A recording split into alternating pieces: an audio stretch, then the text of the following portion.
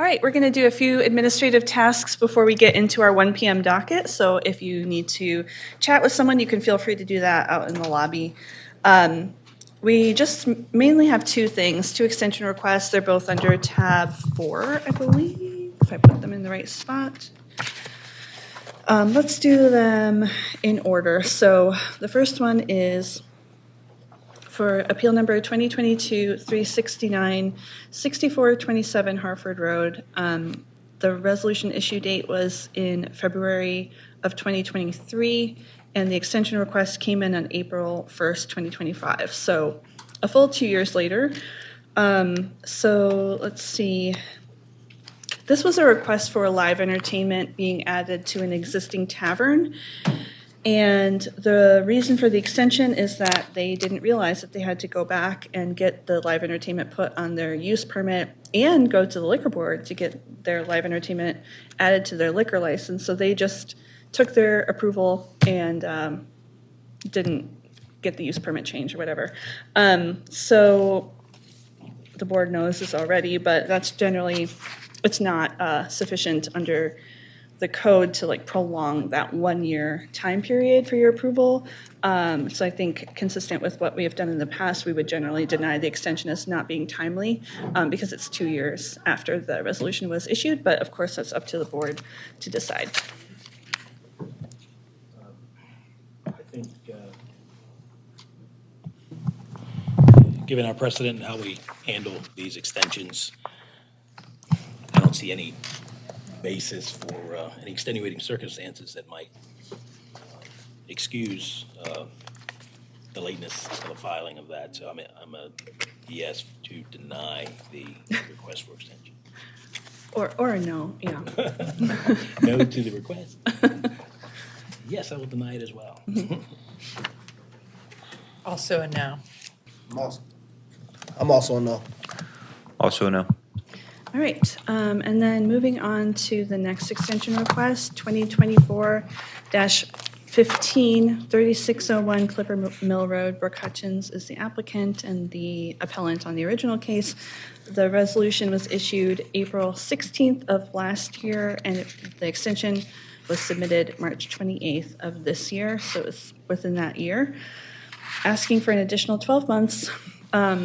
And the reason for the extension you can read in the submitted extension request. If you all remember this one, this was to build a retaining wall, and they've had to kind of redesign the retaining wall based on the floodplain. So they're waiting to receive drawings for the modified wall, and they're anticipating construction to begin after the drawings are obtained, so sometime April, May of this year. This is a first extension request, and I'll turn it over to the board. I have no objection. I have no objection either. I also have no objections. No objections. All right, so that's 4 votes in favor of the extension here, and I'll count Victor as an abstention. Quorum is 4, so that's why we're getting started a little bit early. Just to look ahead a little bit to the general meeting. Oh, one thing that I have is the Alley and Footway hearing schedule. We're having Alley and Footway hearings on the 29th. And I have Leland and Victor at 10 a.m., James and Elizabeth Hafey at 12 p.m., and Liz and Kate at 2 p.m. So I appreciate you all kind of helping to clear that backlog of Alley and Footway hearings. I know that many of you have not done those before, and so I will try to create a video or something that you can watch ahead of time and a handout like we do with conditional uses and variances, so that you have a sense of how to apply the law. The thing about Alley and Footway appeals is that we have no real standards to apply, so it's a lot more based on board members' personal feelings. So it's much more open-ended. But I'll put together something for you all ahead of time so that you. the last one we did, we asked if, housing had records of repairs they made. Are they prepared to come with records this time? That is something, so yes. The only ones that we've scheduled are cases where we have a violation notice and we have proof that they gave that notice to the applicant. I'm also telling them that they have to give us photographs of what the inspector saw, like the violation. So they will bring those photographs to the hearing. We have already copies of all the violation notices from them. So we shouldn't have to deal with that. This time around, we have had to administratively approve a lot of cases because they didn't have that information, and there's going to be another batch coming up soon where DOT just didn't have the a copy of making sure that the person got notice of the violation. Do we still So have the same crew in place? at DOT, yeah, Okay. we do. All right. We kind of had to get a city council member involved as well as the law department involved at a certain point to kind of straighten out that process a little bit, and it's still very much a work in process. Absolutely, sure. Okay. But it's an improvement. Good. So Seems worse. we'll see. We'll see how it goes. All right. And, one other thing that I was going to mention to the board. I'm finishing up some resolutions from March 18th, and there was one case where the board approved outdoor tables, and I wanted to ask if the board didn't put any conditions on the outdoor tables, but there is a section in the code that says that everyone who has outdoor tables on the sidewalk has to maintain a 5-foot path for pedestrians. And I was going to suggest that because that was an issue of some conflict from the written opposition, that I put that as a condition that, we did approve it so long as they maintain that 5-foot pedestrian passageway. It's in the code anyway, but in case it becomes an enforcement issue, it's a little bit easier if it's written in the resolution itself. So I wanted to, if anyone has an issue with that, let me know, but I will put that in the resolution as a condition. All right, that's it for me. Oh, it keeps not being it for me. We're going to go slightly out of order, or that's what I suggest anyway. So the order is at the top of your second page of the docket, just so that we can clear out some of the easier cases, the simpler cases, and leave the more complex cases to the end. I checked the sign-in sheet a few minutes ago, and there's no opposition here today for any of the cases, but some of them are a little bit quicker than others, so I have a proposed order there. Non-conforming density first, then conditional uses without any variances, and then variances or other last. But other than that, maybe we could go off the record for 3 minutes to let it strike one. Very well. Okay. Two extensions. Two extensions. Let me know when you all are ready to get started. We ready? Good. I think we're ready. So we are back on the record at 1:02. All right, everyone. Thank you. Good afternoon, and welcome to the April 15th docket for the Board of Municipal and Zoning Appeals. My name is Becky Witt. I'm the Executive Director of the BMZA. We have a full board today of 5 board members: Victor Clark, Leland Shelton, James Fields, who's the chairman, and David Marcosi and Liz Cornish. To my left is Amanda Tucker, who's our new staff attorney, and across from me is the court reporter. Please turn off your cell phones or mute them. If you need to speak with somebody, you can do that out in the lobby.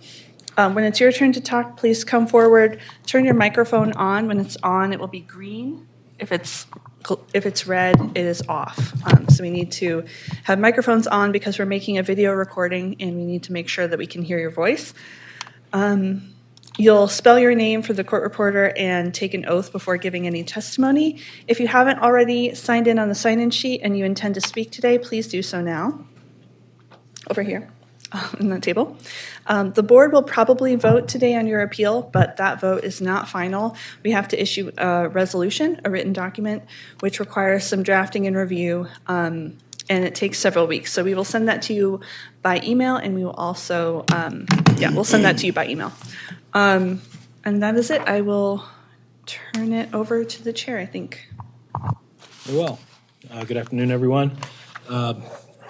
As Ms. Witt indicated, we're going in a particular order, not following, I guess, the script or the order of cases on the docket, but we'll try our best to get through them expeditiously. First case, 2024-305, 506 North Arlington Avenue. This is an R8 zoning district. William Brodus. This is a request to use the premises as a dwelling, a multifamily dwelling with 3 dwelling units requiring confirmation of non-conforming density. Welcome, sir. And let's get the witness sworn, please. You swear or affirm on the testimony perjury that the answers that you give and the statements that you make will be the truth, the whole truth, and nothing but the truth? I do. Thank you. Can you state and spell your full name for the record? Shepard is with me. William Brodus, W-I-L-I-A-M, Brodus, B-R-O-A-D-D-U-S. We'll hear from staff and planning. The request is to use the premises as a 3 dwelling unit multifamily dwelling, and this matches the last legal use of the property, which was approved in 1996, and there's been no subsequent change in the use from our records. That's it for me. So as mentioned, this is a confirmation of non-conforming density, which does have the history of 3 dwelling units. It is located in the Harlem Park Urban Renewal Plan, and nothing in that plan prevents the approval of this appeal. So the Department of Planning recommends approval. Thanks so much. Okay, good afternoon, Mr. Brodus. Generally have very few questions in connection with these confirmation of non-conforming density. Do you have any reason to dispute the history that the zoning cards show about 3 dwelling units having been approved for this particular property for a while? I have no disputes, no disagreements. Okay, and it's your intent, I take it, to continue to utilize the property as 3 dwelling units going forward? Yes, sir. Okay. Any questions from the board? No, sir. No questions. All right. All right, thank you, Mr. Brodus. Have a good day. Our records, as Ms. Wynn indicated, the zoning cards show a 3 dwelling unit use approved in 1996 and no subsequent change in that use. The applicant has indicated full intent to go forward with 3 dwelling units in the future. I think we have confirmed the non-conforming density here, and I'm a yes for the application. I'm also a yes. I vote yes. I'm also yes. Also, yes. All right, thanks, sir. All right, take care. Case number 2025-007, 300 Washington Boulevard. This is an I-1 zoning district. Shakaya Hawkins, welcome back. Again, this is a request to use the premises as an office requiring conditional use approval. Let's get Ms. Hawkins sworn again, please. You swear or affirm on the testimony perjury that the answers that you give and the statements that you make will be the truth, the whole truth, and nothing but the truth? Yes. All right, I'll hear from staff and planning. All right, so we heard this, I think, 4 weeks ago, if I'm not mistaken. The request is to use an office, use the premises for an office, which is approvable by conditional use in an I-1 zoning district, but only as a secondary use to a primary industrial use. So we asked the applicant to change the floor plan to show an industrial use as the primary use of the property. She submitted a floor plan showing that it would mostly be used for storage, which would be considered a warehouse use, which is permitted by right in I-1, with an accessory office, which is approvable as a conditional use by the board. But the primary use has to stay industrial. So as we discussed last time, the offices must be secondary to industrial, and that was intentional when writing the code to help preserve the industrial space for industrial uses. We understand As Director Witt just mentioned, the applicant has showed in the floor plans that the use is accessory to the principal industrial use. So this is an update from last time. Planning now recommends approval of the appeal contingent upon the applicant demonstrating the use is secondary. Great. Thank you so much. Okay, Ms. Hawkins, Still want me to spell my name? I think we're good. You good? Okay.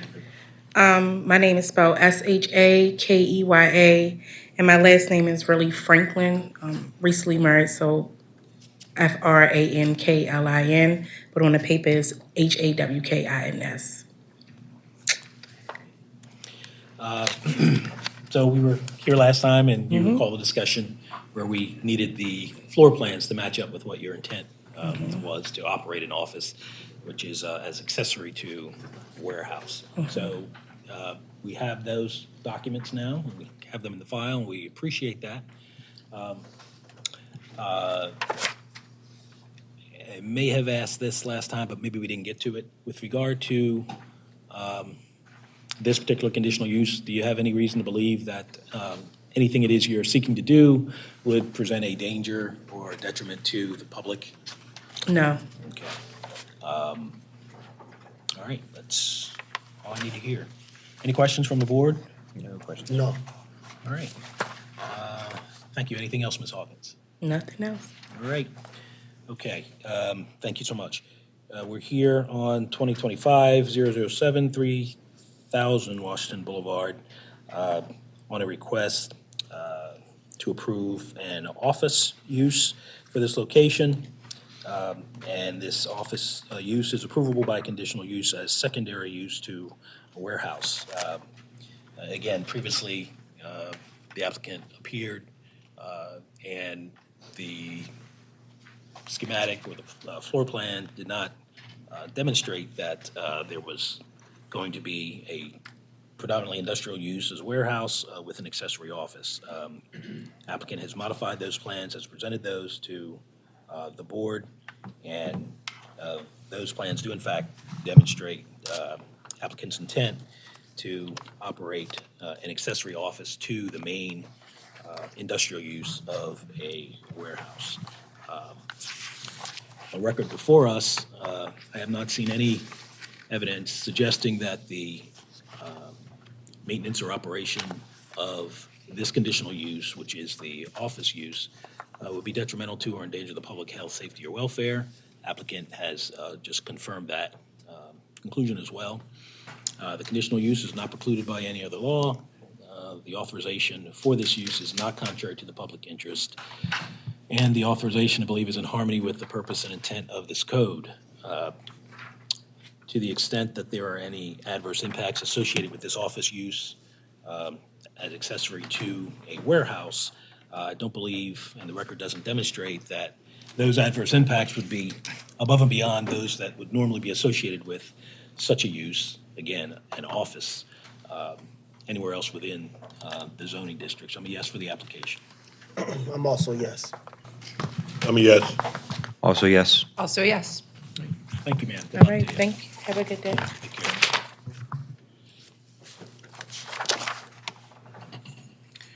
Okay, case number 3, APL 25-005, 6512 Reisterstown Road. This is a C3 zoning district. We'll have Ms. Hutchins as the applicant. There's a request to construct a drive-through facility for restaurant use requiring conditional use approval.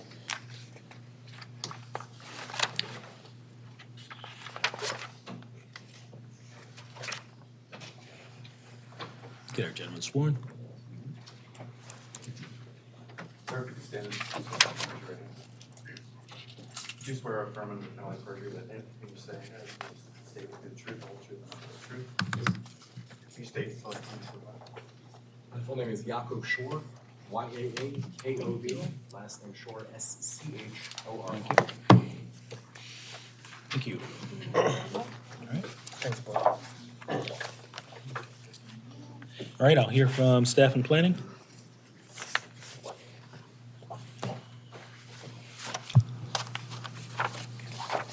All right, so the request is to construct a drive-through facility for restaurant use, requiring conditional use approval. The conditional use is only required for the drive-through and not for the restaurant.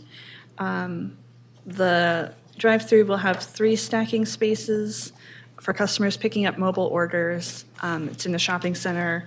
That's it for me. So conditional use drive-through, the property is located in the Reisterstown Road Shopping Center, which is a C3 zone. And only addition from planning is that the applicant has been to a site plan review committee and got approval there, and planning recommends approval of the appeal. Very well, thanks so much. Good afternoon, Ms. Hutchins. Good afternoon, Brooke Hutchins, Rosenberg, Martin Greenberg, here on behalf of the applicant. I'm joined by the operations director for the applicant, Mr. Shore, as well as the engineer on the project, Ms. Hertzmark, who's in the back if you guys have any questions.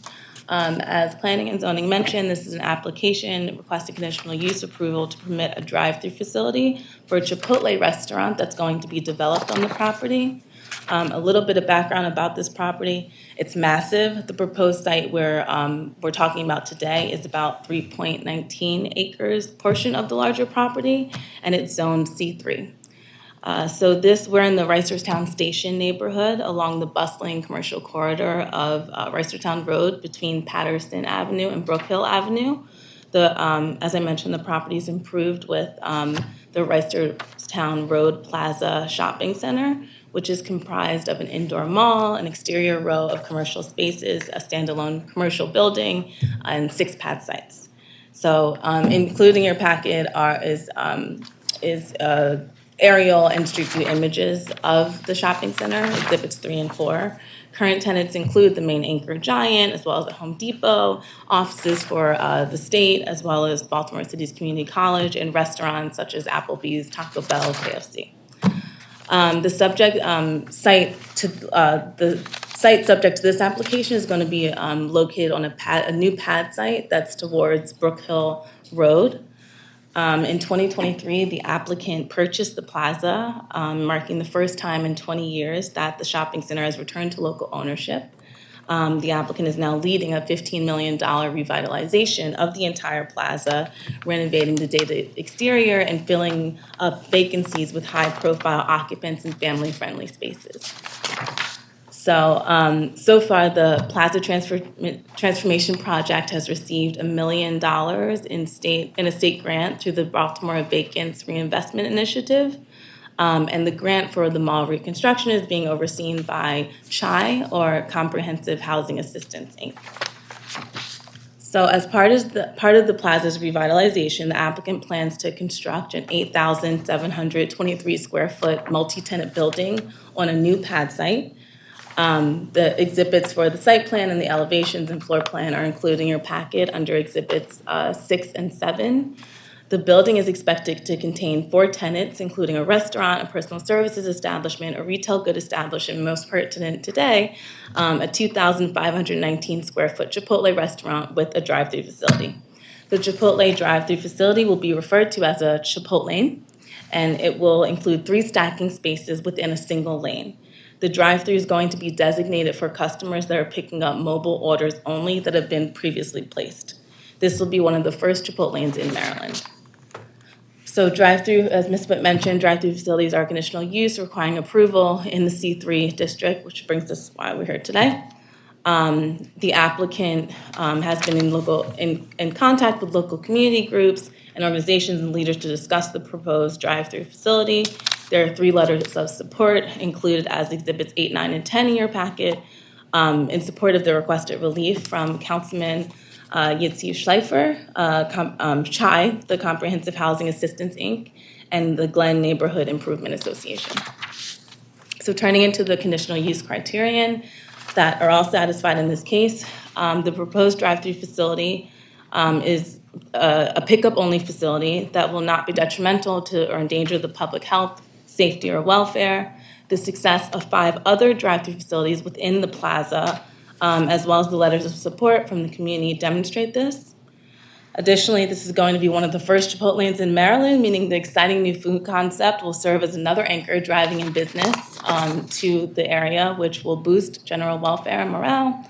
Moreover, by being limited to mobile pickup orders in advance only, this will prevent traffic buildup and enhance pedestrian safety, which is in furtherance of the public health, security, and general welfare. Lastly, the location of the drive-through along the existing commercial corridor makes the property ideal for this type of proposed conditional use. The drive-through facility is not precluded by any law, nor is the property governed by an urban renewal plan. For the reasons I just mentioned, this approval would be in the public interest. Granting the requesting drive-through facility is harmonious with the stated purposes of the zoning code, specifically the goal of preserving and enhancing the value of structures and communities, because this drive-through is an integral part of the overall revitalization of the plaza that has been declining in recent years. The proposed drive-through facility also supports the zoning code's goal of promoting welfare for future and current generations, because surrounding businesses will benefit from the increased popularity of the Chipotlane. And data from Live Baltimore actually shows that homes sell quicker near shopping centers.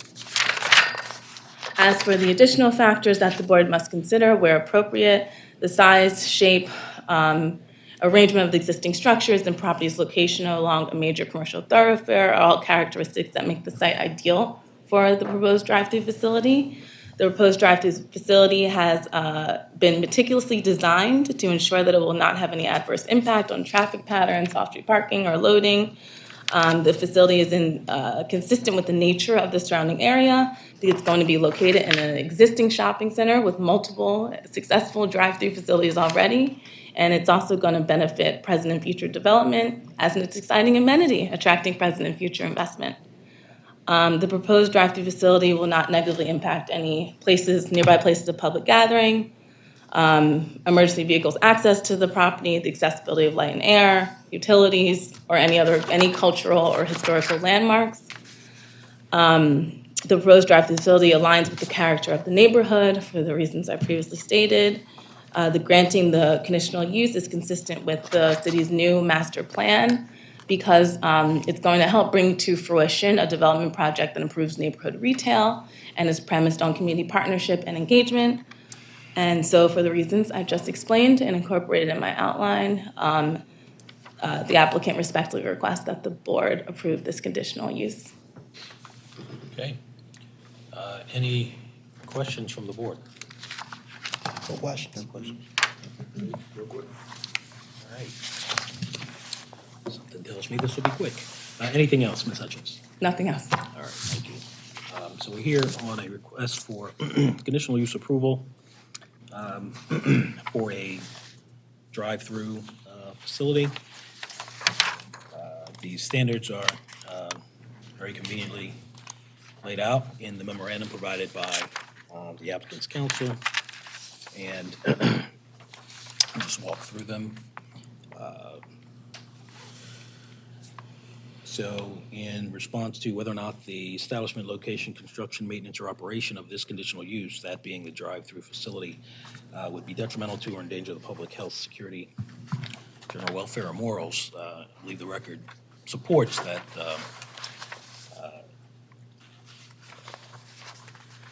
that this facility and this conditional use would not be detrimental to or endanger the public for multiple reasons, which were laid out by Ms. Hutchins, including that this is a pickup-only facility, so we don't have the historical issues of backing up traffic in the parking lot or in the surrounding area through this.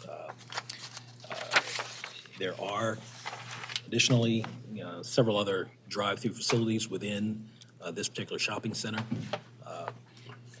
which are operating well, and we also have in the record letters of support from the community, which demonstrate that this use would not present a detriment. In addition, on the good side, gives customers certainly new options, probably to get their Chipotle faster than you otherwise would get it in any other location. And the location of the drive-through along an existing commercial corridor suggests that this would be an ideal location for this use. Nor is this particular use precluded by any other law, including any applicable urban renewal plan. And I don't find that the authorization for this conditional use would be contrary to the public interest. It is well within the public interest for the reasons previously stated. The authorization, I believe, also is in harmony with the purpose and intent of the code, including the goals of the zoning code goals of preserving and enhancing value of structures, communities, because this drive-through facility will be an integral part of the overall revitalization of the plaza, which I think many folks are happy to see.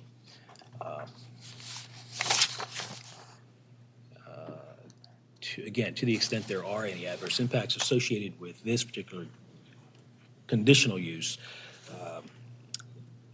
I don't believe, based on the record, that they would be any greater than those that would normally be associated with this type of drive-through facility in a greater or larger shopping center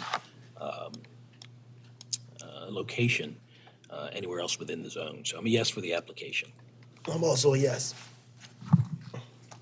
I vote yes. Yes. I'm yes. Very well, thanks so much. Let's see who we have next. All right, Ms. Hutchins, you stay in your seat. Okay, well, we'll allow that. Could make paper airplanes out of it and fly them to us, but that'd be safer than the current air traffic that's going on in there. Thank you. And while Ms. Hutchins is passing that out, I'll call case, thank you, APL 25-011, 409 Asquith Street. This is a C2 zone. Again, Ms. Hutchins is the applicant here, and this is a request to use the premises as a parking lot requiring conditional use approval. And anyone with you today, you're all on your own? I'm on my own today. Okay, all right. See if we can get through this. We'll hear from staff and planning. All right, simple appeal for a conditional use parking lot, which will be used as a 24-space parking lot to serve the redevelopment of the Old Town Mall area. And,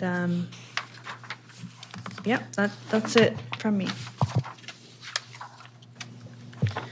So conditional use parking lot, as mentioned, part of the broader redevelopment of Old Town Mall. The only addition from planning is that any parking lot with more than 5 spaces is subject to the review and requirements of the Site Plan Review Committee. So planning recommends approval subject to SPRC. All right, very well. Okay, Ms. Hutchins? Okay, Brooke Hutchins here on behalf of the applicant. I am alone today. Unfortunately, my client was unable to attend. The last-minute conflict came up. We're very sorry. If it's okay with the board, I would like to proceed by proffer. Absolutely. Okay, so this is, as was mentioned, an application requesting conditional use approval for a surface parking lot that's actually going to be, serve as additional parking for a multi-family apartment building and ground floor grocer that's going to be constructed across Somerset Street at 1231 Jefferson Street. The board previously approved that approval related to 1231 Jefferson in April 2024. So a little bit of background about the property. It's located in the Old Town neighborhood. The property is also located within the Old Town Mall Urban Renewal Plan. That plan was recently stricken, other than the provisions pertaining to the city's authority over disposition in November of 2024. The property is currently vacant, and aerial and street view images of the property are included in your packet. The property was formerly part of the Somerset Homes public housing development. Today, the property, along with the rest of the Old Town neighborhood, is in the midst of an extensive transformation by way of the Perkins Somerset Old Town, or PSO, transformation plan. In conjunction with the transformation plan, the applicant, Henson Development Company, along with Admission First Housing and HABC, have taken on the task of developing 4 mixed-income multifamily apartment buildings on the former Somerset Homes public housing site. The apartment building most pertinent to this application is the Blake at Somerset, which is going to be located at 1231 Jefferson with 190 dwelling units and a ground floor grocer. So to support the Blake, The applicant plans to provide 2 surface parking spaces across the street at 1211 Jefferson Street and the current property, 409 Asquith Street. The capital investment for the Blake is $116 million. So as I mentioned, the applicant has already secured a handful of approvals for this project, including one in April 2024 from this board. The others were a conditional use approval by way of ordinance of mayor and city council for this other surface parking lot at 1211 Jefferson Street. And finally, city council at the end of 2024 approved the bill to strike the provisions of the urban renewal plan, which allows us to be here today asking for conditional use approval for 409 Asquith. So the site plans included in your packet as Exhibit 5 demonstrate that the surface parking lot is going to feature 24 parking spaces. The applicant has met extensively with the community about this project. There's no current community association representing Old Town, but there are letters of support from the church adjacent to the property, Waters AME, as well as the president of the Perkins Homes Tenant Council included in your packet. Turning to the conditional use criterion, first, the proposed principal lot will not be detrimental to or endanger the public's health, safety, or welfare. It's providing additional parking so that shoppers can have better access to a grocery store that is developing for the Old Town community. It's also preventing visitors of the shopping store from resorting to parking on streets or creating other unsafe traffic conditions. The proposed use is not precluded by any law or urban renewal plan. For the reasons I previously mentioned, it's in the public interest. The authorization will serve the code's goal of promoting and protecting public health, welfare, and quality of life for future and current generations because it's providing residents that might be reluctant to rely on street parking easier access and reducing, again, the likelihood of dangerous conditions. As for the other factors, the proposed site has been vacant for years within an area that's expected to gain increase in population and new community amenities. These characteristics make the proposed use suitable for this site. The applicant has been working with the SPRC, Site Plan Review Committee, and relevant city agencies to ensure the conditional use will not have any impact on traffic conditions. The conditional use is quite literally being requested for the sole purpose of supporting present and future development.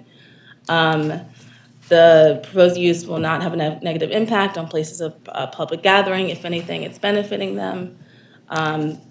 The proposed use will not have negative access on emergency vehicles, access to the site, light, air, or adequate utilities. The proposed conditional use will not have an impact on the preservation of nearby cultural and historic landmarks. The surface parking lot is being proposed to actually complement the comprehensive development plan for the Old Town neighborhood. Granting the conditional approval is consistent with the city's new master plan because the approval will help bring to fruition a development project that represents a joint private and city investment in a low to middle income neighborhood designed specifically to benefit those existing residents. It's also premised on community partnership and engagement and furtherance of the plan. And the proposed conditional use complies with all applicable standards and requirements of the zoning code.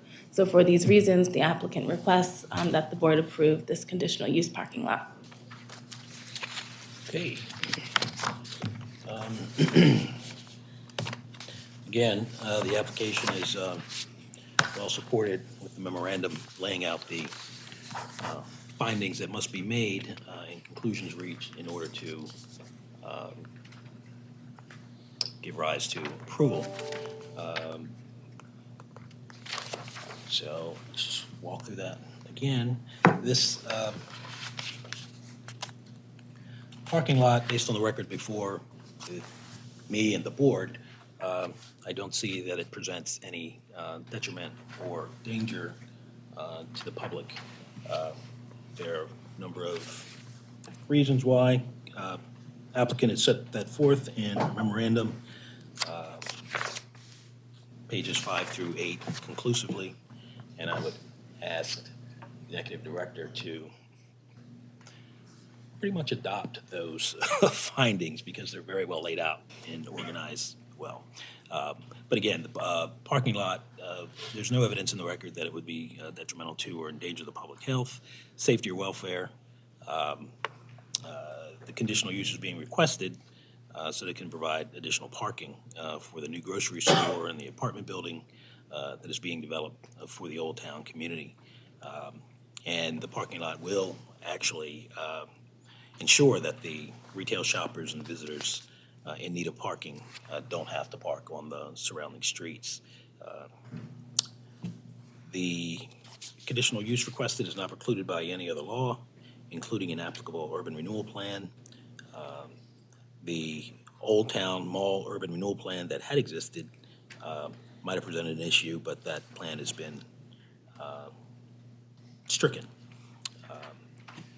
other than those related to the city's disposition authority. The authorization for this conditional use is not contrary to the public interest for the reasons previously stated, and also is evidenced by the letter of support from Perkins Home Tenant Council and Waters AME Church. This authorization, I believe, is in harmony with the purpose and intent of the zoning code. Again, like other cases, it promotes, serve the zoning code's goal of promoting and protecting public health, welfare, and quality of life.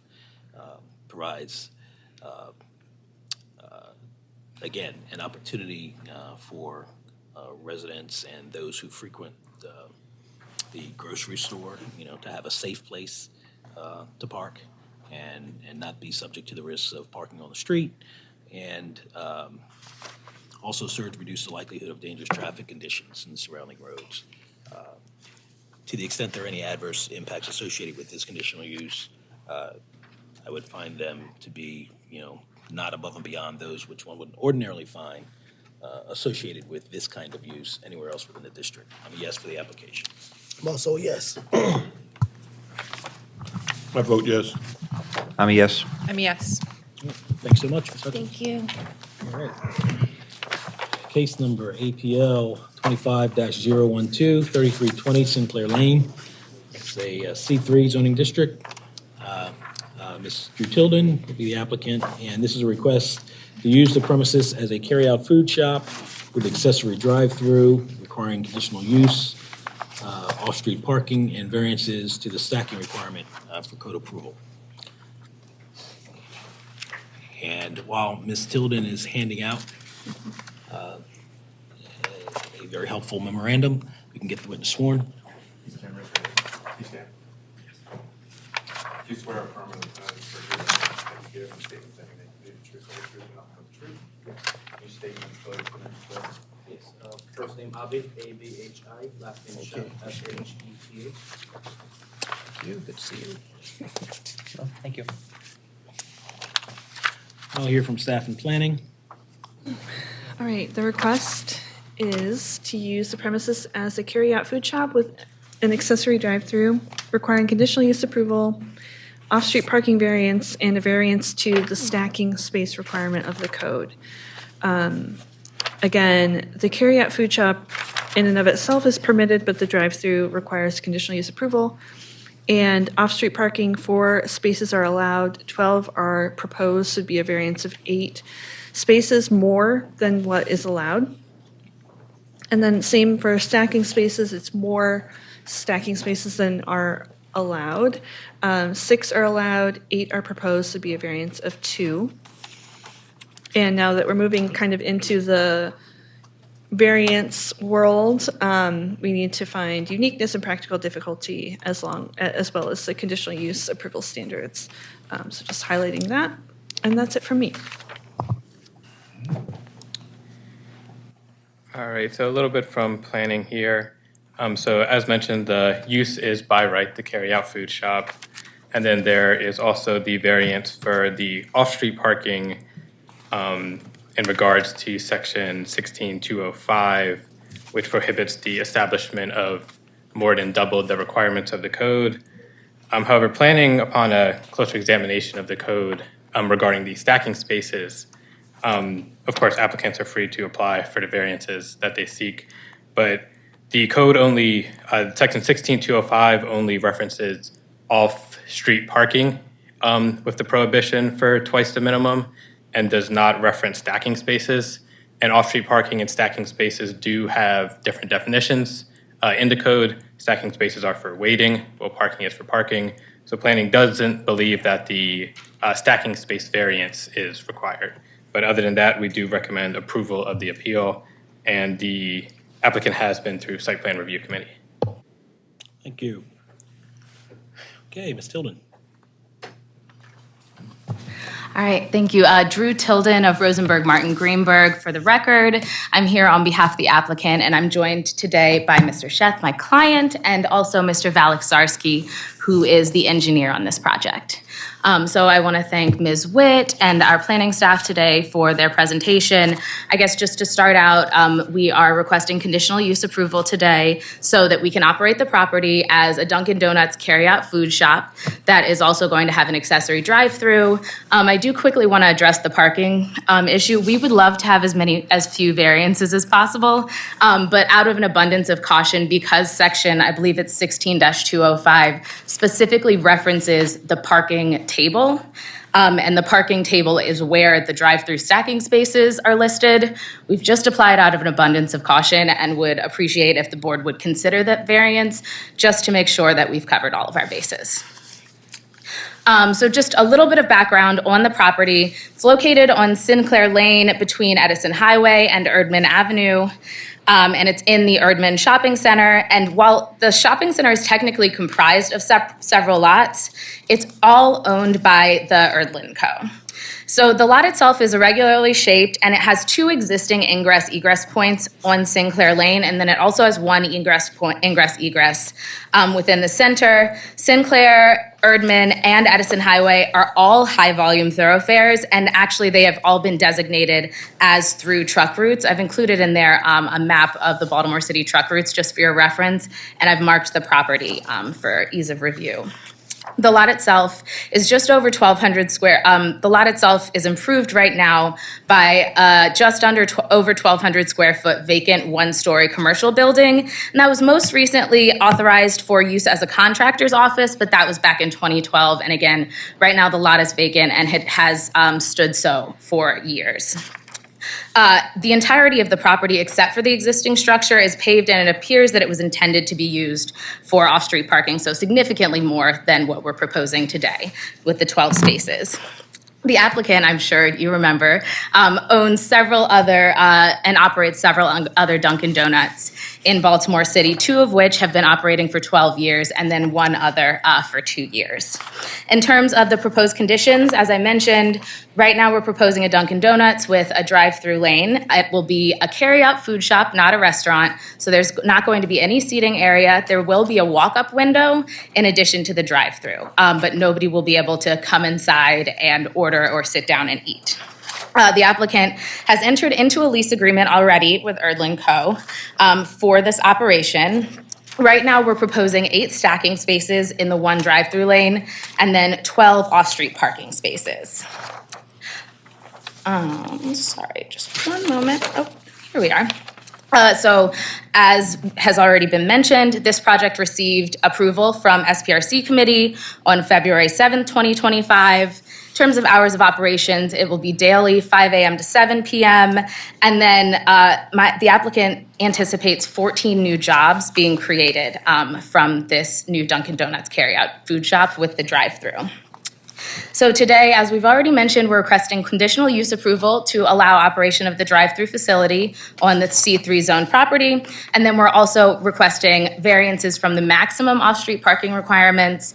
We definitely need the 12, and just again, out of an abundance of caution, we are requesting a variance for the 8 stacking spaces. I think as a practical matter, people generally prefer to have more stacking spaces as it avoids any sort of backup in the property itself or on neighboring ingress-egress. So I am just going to start with the variance standards. The property is unique because it is located on Sinclair Lane between Edison and Erdman Avenue. And all 3 of those roads, as I mentioned, are extremely high volume and they're through truck routes. So that is something that's unique to other properties in the C3 district. It's really at the intersection of a really high traffic area. And that gives rise to a practical difficulty when applying the C3 district regulation, the off-street parking regulations to this project, because there will inherently be more vehicular traffic at this site, which is a drive-through and attracts pass-by traffic. So to apply these regulations, especially these maximums, to a site that's going to attract additional vehicular traffic would give rise to a practical difficulty in this case.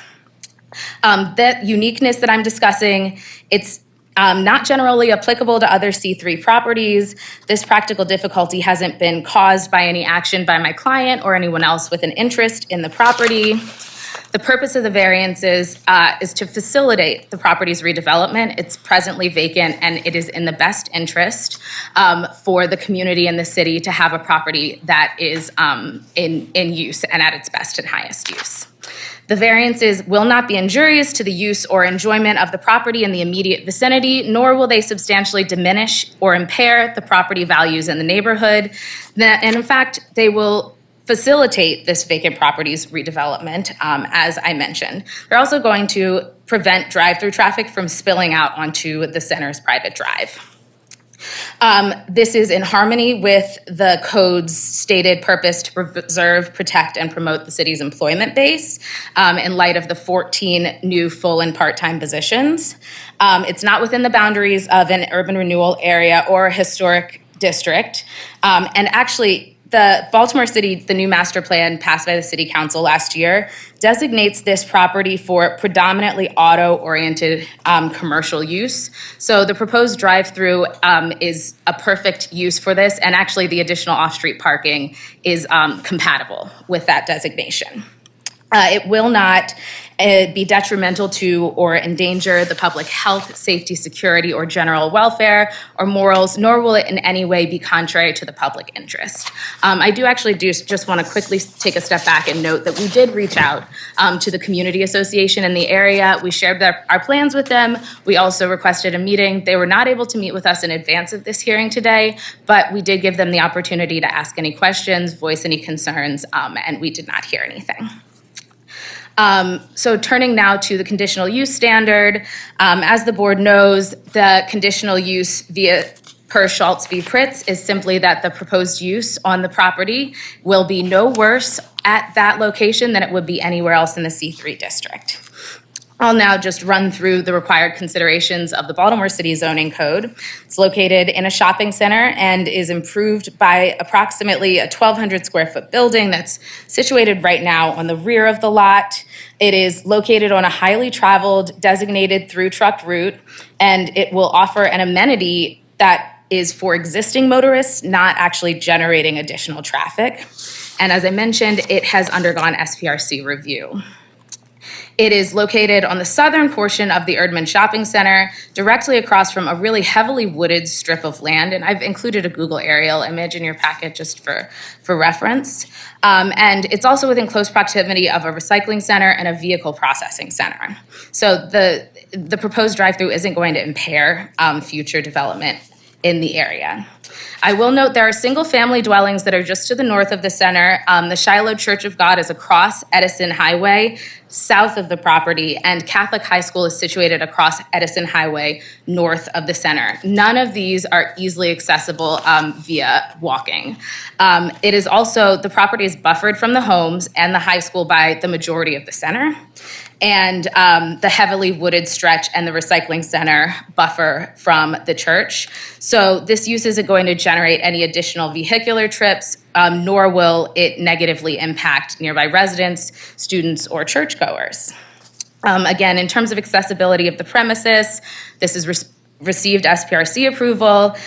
There is no proposed proposition for new construction, so there's not going to be any impact on light or air to the premises or property in the immediate vicinity.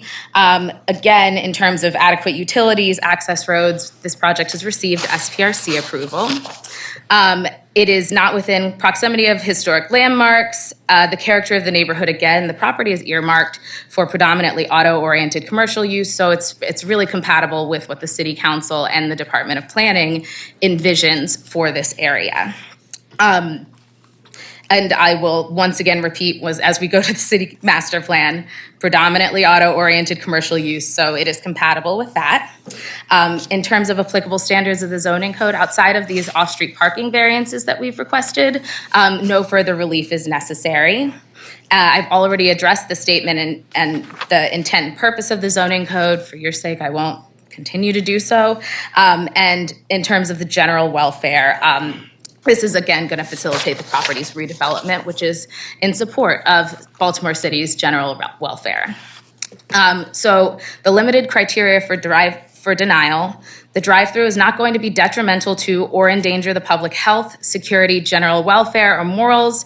That's evidenced not only by the SVRC approval, but on top of that, we haven't received any questions, comments, or concerns from the community group, which has been alerted of this project. Again, the property's not located in an urban renewal area, and I want to emphasize that it's in the public interest to authorize this proposed use because it's going to facilitate the redevelopment of a vacant property. And finally, as I've mentioned several times now, it's going to preserve and protect the city's employment base with these new full and part-time positions, which is one of the stated purposes of the code. So for these reasons, we respectfully request that the board approve both this conditional use request to operate the drive-through facility, and then on top of that, variance relief from the maximum off-street parking, and just out of an abundance of caution, the stacking space requirements. And we're available for any questions. Thank you so much. Anyone have any questions for the applicant? No questions? Okay. So let's address the conditional use first.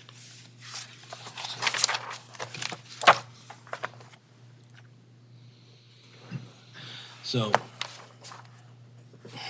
the request is for an accessory drive-through requiring the conditional use here. Again, you have a memorandum which lays out standards and factual findings that the applicant has presented, and tend to agree with council's conclusions as to whether or not the standards have been met for conditional use.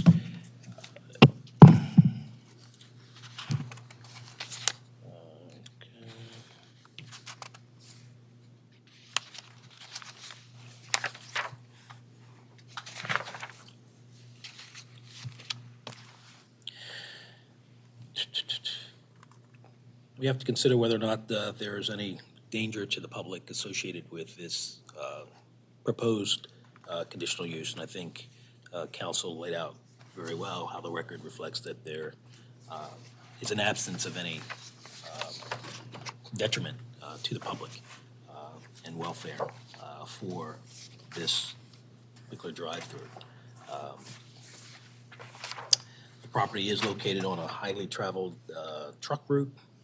The drive-through will offer an amenity to existing motorists and not generate additional traffic. I've been behind a lot of that traffic for a while now, and so I'm appreciative of it, and I think I sort of represent the public's sometimes frustration with the heavily traveled route. It's designed for the trucks, not really for anybody else. So I think it would be welcome addition, for the public to not get bogged down in that traffic. Also, the site plan review committee has provided approval, which demonstrates the adequacy of sort of the off-street parking and loading, and basically the amenity that the drive-through will provide. Let's see. Go to my own standards here.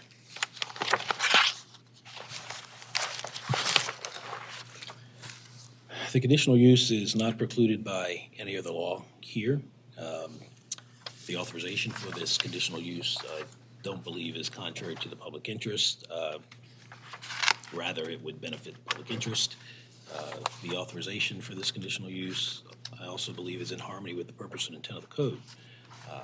To the extent there are adverse impacts associated with this conditional use, the record, I think, makes clear that they would not be any greater or above and beyond those that would normally be associated with this conditional use anywhere else within this particular zone.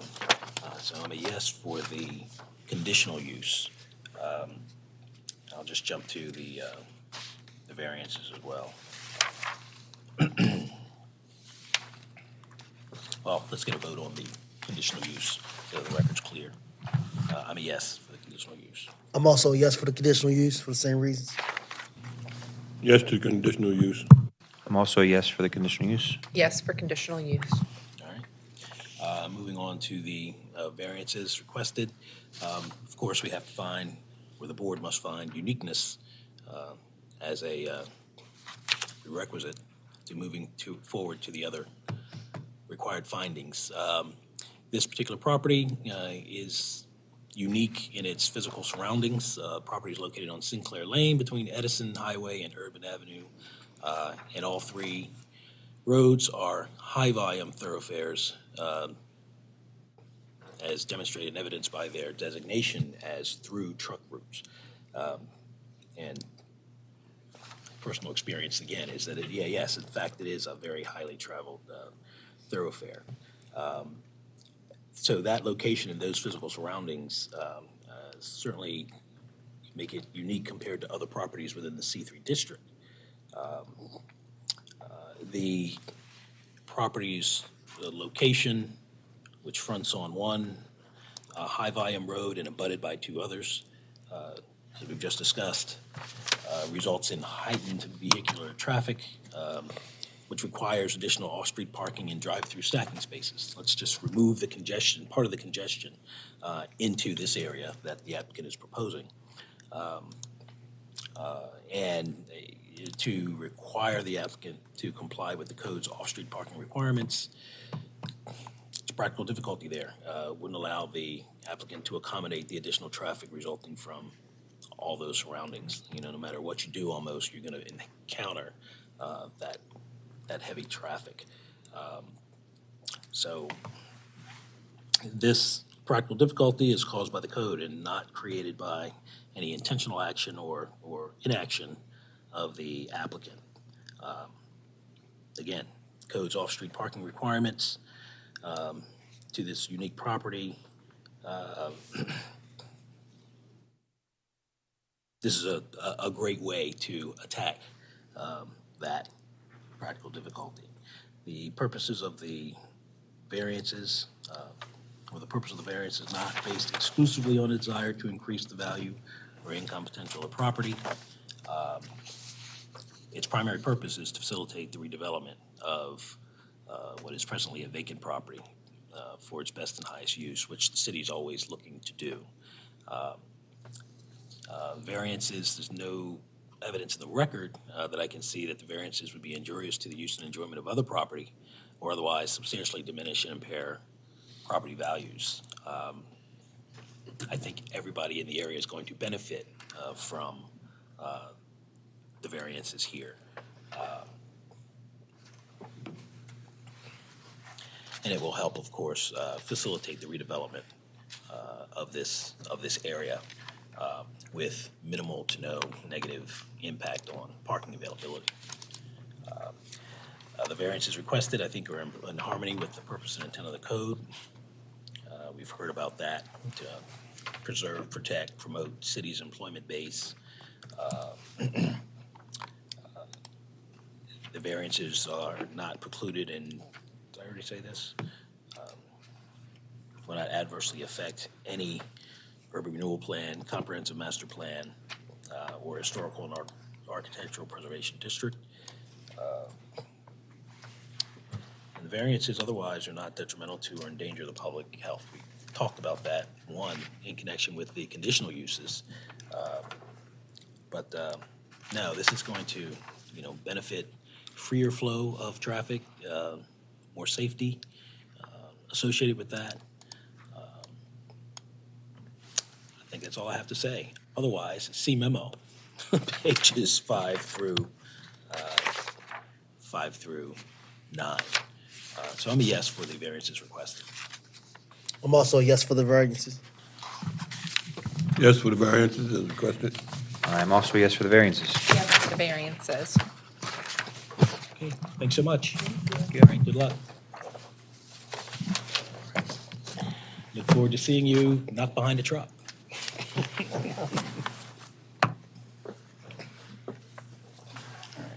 Everybody good? Keep moving. Get out of here.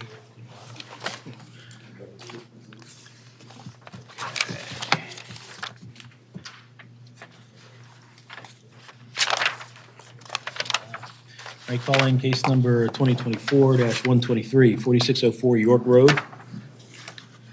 This is an R6 RMU zoning district. Camilla Ferguson is the appellant. You here? Anyone here for 4604 York Road?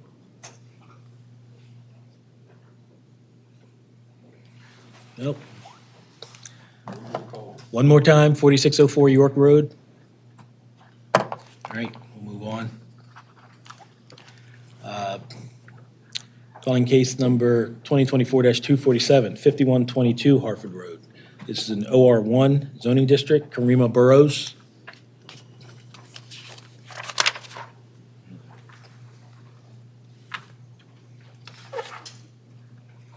Good afternoon, folks. This is a request to use the premises as a multifamily dwelling, 3 dwelling units requiring variances to bulk regulations. Is that correct? All right. Get the witnesses sworn, please. Good afternoon. Could you stand and raise your right hand? Do you swear or affirm under the penalty of perjury that the answers that you give in the statements that you make will be the truth, the whole truth, and nothing but the truth? Yes. All right. And ma'am, you Karima? Yes, Barrow, no S. Barrow. How do you spell your, just spell your last Barrow. Okay. And sir, you spoke, can I have your name and spell it? Yes, Angelo Cooper. First name is Angello. Last name is Cooper. All right, I'll hear from staff and planning. All right, we previously heard this partially. This is a request to convert a single-family dwelling to a multifamily dwelling requiring variances. This is in an OR1 zoning district, and in that zoning district, we can approve a conversion. So usually, oftentimes we can't, but in this case we can. But there are, right now, some additional requirements for residential conversions. So we talked about this a little bit last time. I'll go through it again. Minimum floor area, gross minimum floor area for a dwelling has to be 1,500 square feet. Gross floor area is required. This, according to our calculations, is just under that at 1,496 square feet for the entire property. Each unit for a one-bedroom dwelling unit needs to have at least 750 square feet per dwelling. And in this case, they're a little bit different on each floor, but they're each about 500 square feet. So they would need, each unit would need a variance from that minimum floor area. Off-street parking is also required whenever you add a dwelling unit. You need an off-street parking space. 2 spaces would be required to take it from 1 to 3 dwelling units, so it would be a 2-space variance. We talked about this a little bit last time. The board wanted more information about uniqueness of the property, which was difficult to do last time around. It's a row house, and just visually to us, it seemed pretty similar to the rest of the houses.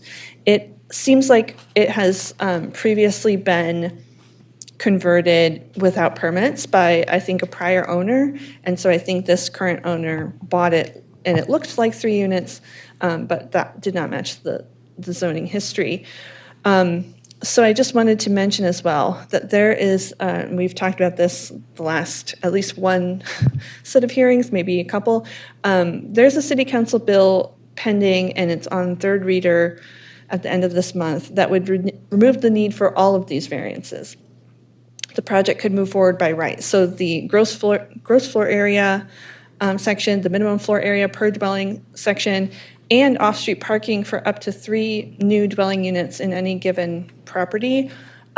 Those will all be removed as part of this bill that is pending, and it's on third reader. I mean, I don't make predictions around here, but seems likely to pass. So the board can either approve these variances today if you find uniqueness of the property, or we've done this in the case we heard last time that would have a similar impact. The board could wait to deliberate on this until we see what happens with that bill, in which case this project would be by right and technically would not need our approval, but just based on my experience with the permit process, we probably still should issue a resolution just to clarify everything, if that's the route that the board goes. But I hope that I've described everything in a way that makes sense. Okay, thank you. So planning understands the last time this appeal was heard, the board was seeking a little more clarity on the exact layout and square footage of the structure, but planning is maintaining the same recommendation of no objection to the appeal. Thank you. Okay, Ms. Barrow? Yeah. Sir? I have pictures of each unit, so that, because last time that was an issue, that you didn't see the size of it, can I? Yeah, absolutely. Please pass them out. Do I hand it to you or start here? I'll take them. Oh, that was- Are they all different or they're sets? No, it just shows you like each. Okay. The bathroom downstairs. The first picture is the basement. It's not finished yet, as far as the painting, but you can see the size of it is pretty big. Also, there's one other material. Your microphone, please. Thank you. There was one other material fact that I wanted to add to the data that you mentioned that didn't come up, and the total square footage of that dwelling is 2,284 square feet. The 1,496 square feet that you reference is just for the main level and the upper level. So therefore, Are you including the basement? that's correct. The Okay. basement would be its own unit with it has a separate meter and also a separate entrance. Okay. So the entire square footage was not taken into consideration. I think, let me look up because it specifically the definition excludes basements, but I might need to ask you another question about the basement. Hold on a second. And also for the record, I'm a real estate agent, investor, and developer, and I've been practicing for over 20 years, so. You can move the microphone away from you just a Okay. little bit. You don't have to That's speak fine. right into it. Yeah.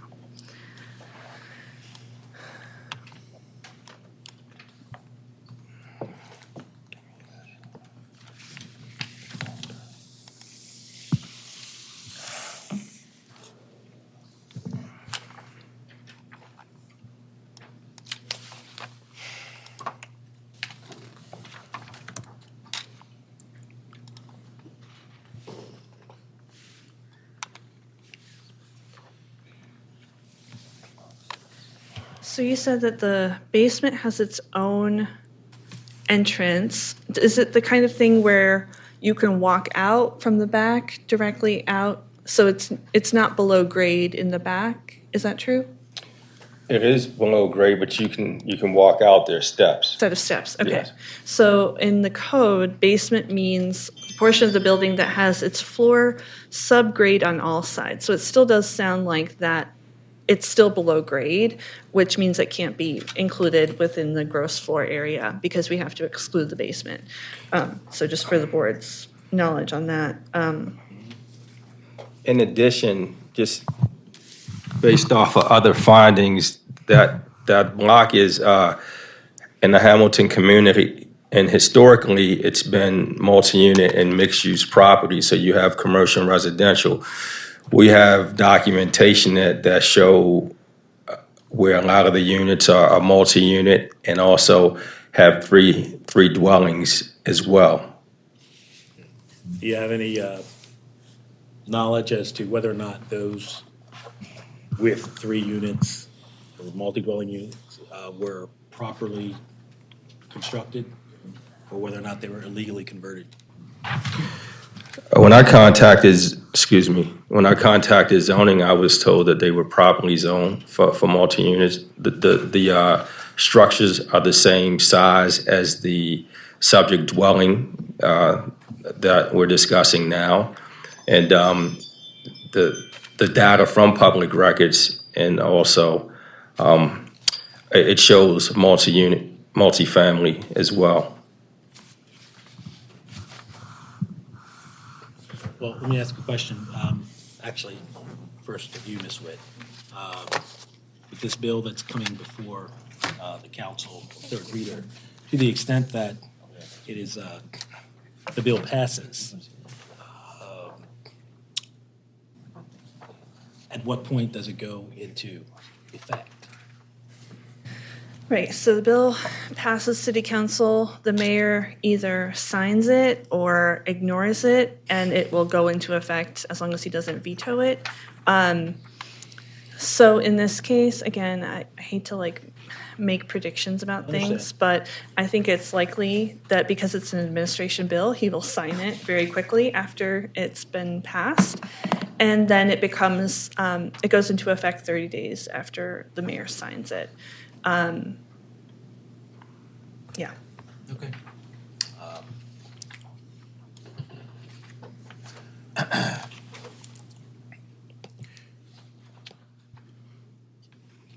How do you feel about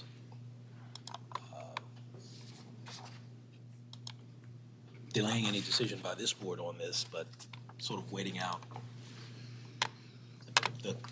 another couple of weeks for that bill to be presented? And I'll just say that this is much farther along than other bills that have come before that impact zoning and various applications that we normally get.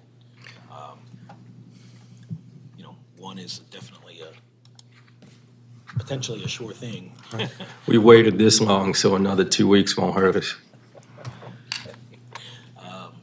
And I say that for the board's edification, to the extent we don't necessarily need to deliberate. There are other ways and other mechanisms that cases come to us that really shouldn't. And if this bill is one of those ways to cure that kind of situation, I'd be inclined to defer deliberation pending action on that bill that is upcoming imminently. I think we could likely deliberate in May.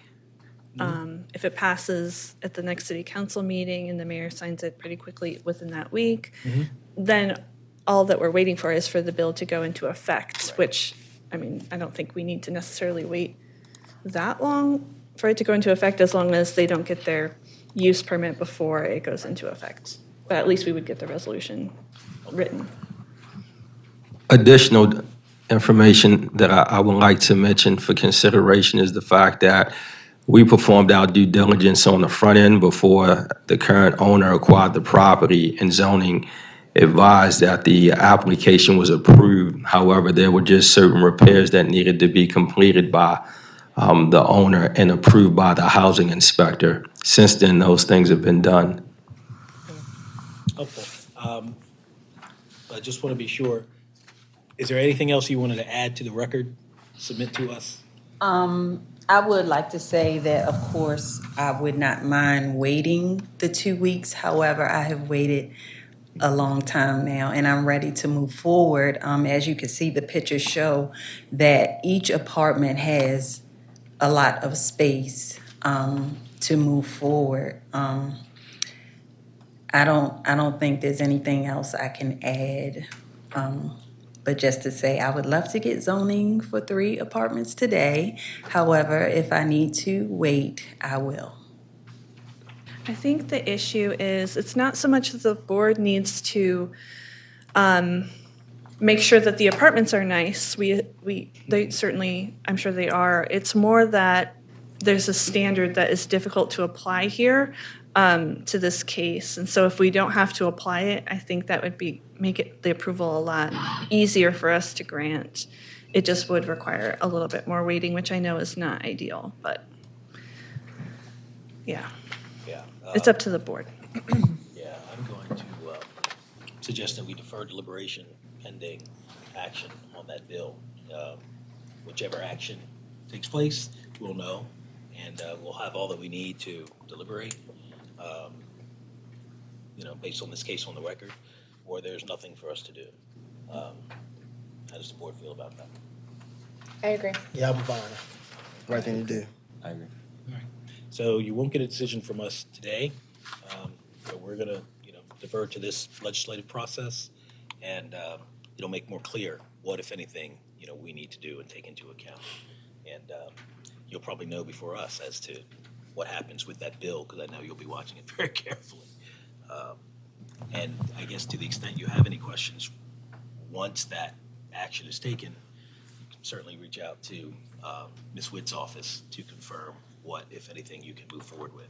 Because again, it still has to be a written decision. If we end up having to deliberate, we do that, there would be several weeks within which it would take for us to write up the decision. So I think tentatively we'll schedule it for May 6th for deliberation. I think we'll likely be able to do that. Okay. So we'll put it on the docket. You don't have to attend. You can if you want to. And we'll be in contact with you via email about outcomes on that. All right. All good. Thank you so much. Thank you.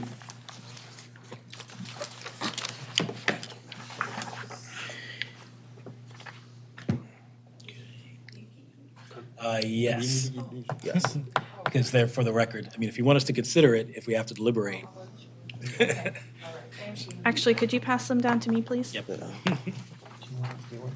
I was gonna say something, but it was sort of I'm sorry, this was actually included in there as well. It's Ryan Dorsey's, my neighbors.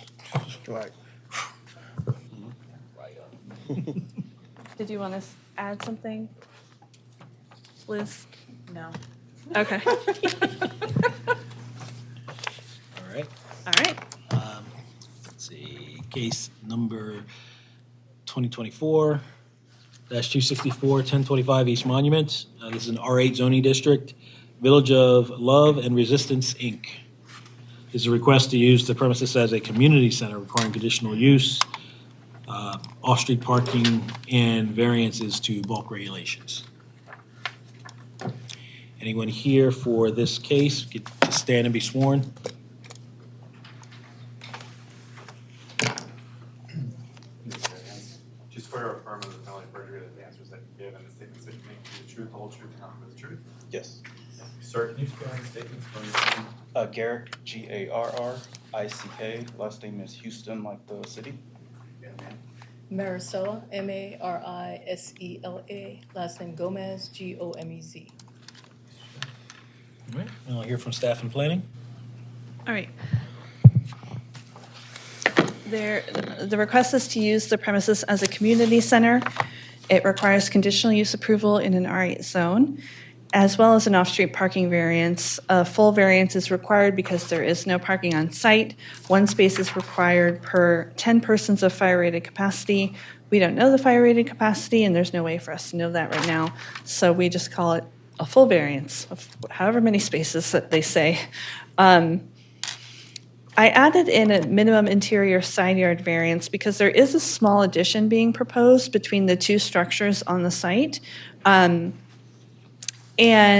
from our records, it wasn't clear whether the two structures were on two separate lots or on one lot consolidated. I talked to the applicant's representative today, and he said that the process of consolidation is either finished or almost finished. So we can ignore that interior side yard variance. If they are consolidated, then that is not relevant to this project.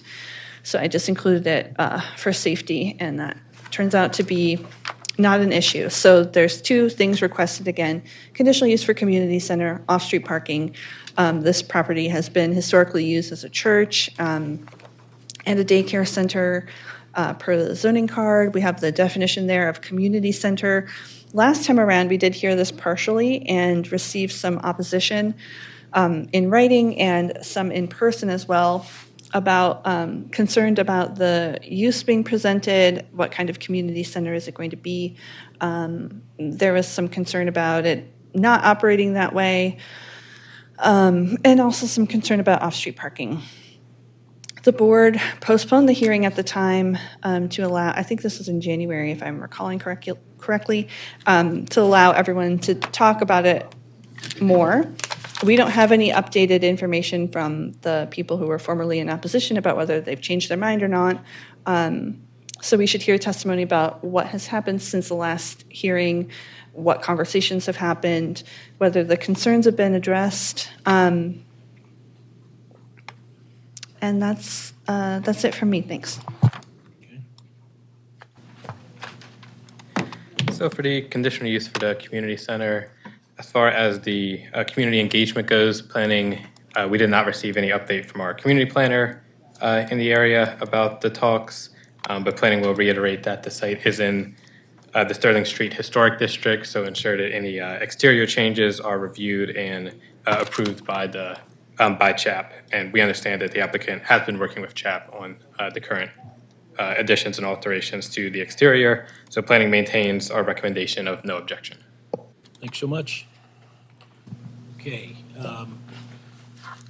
Again, tell us where we are here on and what's happened in the interim with regard to any discussions with the community. So previously, we talked through the proposed plans, proposed uses, how much of different uses were, I guess, being proposed within the overall space of the building. And then you also wanted to hear from the owner/operator about how they actually intend to use the building. And I think that's where we really ended last time. And since that time, we've actually engaged with the community. Last Tuesday at 6 p.m., we gave a community presentation, which I actually have a copy of, and just described the project as we described it to the board at the January hearing. Okay, you say you have a copy of a presentation? Yes, and I provided it email to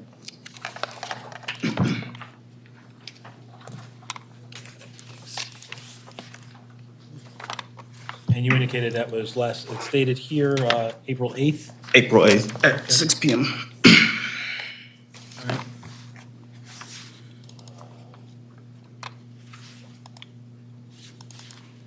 Any general feedback from that presentation?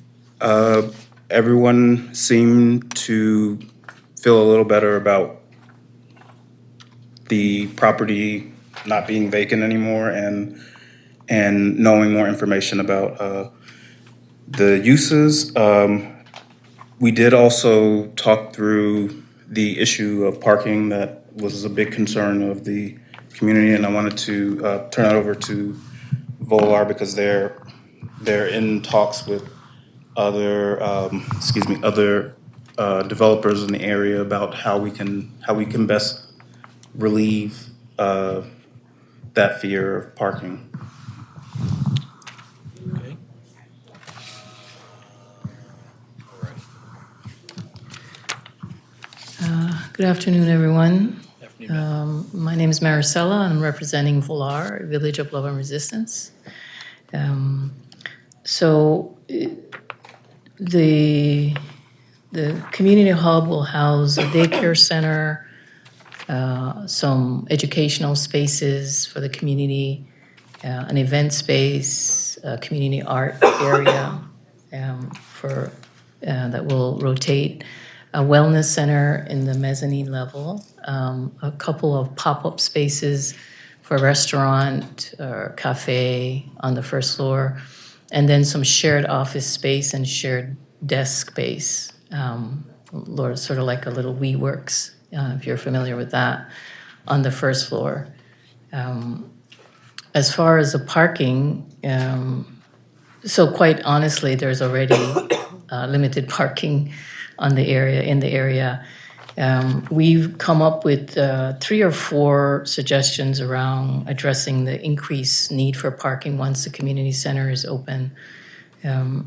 One thing to name is also we really hope to attract local residents in the area. So we're hoping that there actually will be some pedestrian traffic to the area that would not require parking. And then we're looking to hopefully partner with existing community groups like the Sterling Street community to ask the city for permit parking on Sterling Street, which is the community right behind Villar on Sterling. And then permit parking on Monument Street, right in front of the building. And then on Monument Street, between Asquith and Sterling Street. So it would be 2 long blocks that we'd like to get permit parking for. Part of that also is, unfortunately, well, wonderful that there's bike lanes. And I'm sure you've heard this already. Unfortunately, it's taken parking on the across from the building. And so we noticed up a block or so that they've actually minimized the bike lane to one lane, and that seems to have brought back some parking for one of the churches up the street from us. And so we're also thinking to ask the city to look at that because we do have a bike lane running from President all the way up to Hopkins, to the university, the medical campus. And then the last one is probably the biggest one that would allow the most parking is the current PSO project, the Old Town project. So the Old Town development is right behind Sterling Street, and they're therefore right behind Villar. And they are planning a huge parking space for 250. It changes, but it seems to be landing around 250 spaces, a public parking. And so we've talked with a couple of the developers about how to access and actually hold a certain number of parking, maybe even, figuring out the costs, but folks who come to the community center. The good thing is, it's in phase 2 of their development of Old Town. We don't see and you can speak to this much more accurately than I, we don't see the community center coming online until 2027. And so it seems to coincide with the same time that they're projecting the parking to come online in their phase of development there. The parking is literally actually right behind the Sterling Street community. Literally, that seems to be where they're putting it. They're also and looking at the HABC website last night, there was some talk about 2 additional parking garages instead of 1. But if there was just 1, that would probably be enough, especially the one that's still current seems to be the one that's closest to Villar. So we feel with all those steps that we're looking at, and this has been something that Villar has considered way back when the previous architect firm approached the zoning board, actually. So it's like 3 years now. We had already started thinking about parking and trying to speak with the developer to make sure that we'd have the developer of Old Town, to make sure that we would have access to that public parking. So we've always kind of held that sacred. But the permit parking is something that we really want to do. We want to make sure that parking for Sterling Street residents are protected. And we also want to make sure that the parking on Monument Street, just in front of the building, is protected for our developments, and the other block, not quite in front of our building, but it's right across from Sterling. So those are the ways that we're thinking about parking at this time. Okay.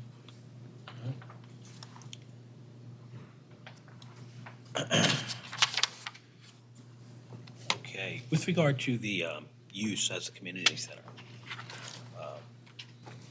I know that one of the concerns of prior opposition, or the opposition that was submitted prior, is that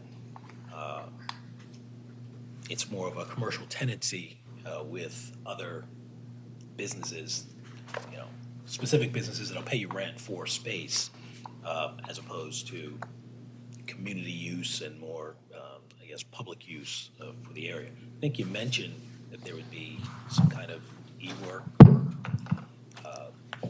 some situation associated with that and perhaps other commercial tenants. Could you explain that? I'm not quite sure I understand Well, the part of what question. the opposition suggested is that what this community center was really going to be was like a workspace where folks would come in and you'd have tenants paying you rent just to have workspace there, to run their either operations or individual businesses. The opposition suggesting that that's really kind of what it all was, as opposed to other community-oriented services, place to do those things. I just wanted to hear a little bit more about what actually is going to happen.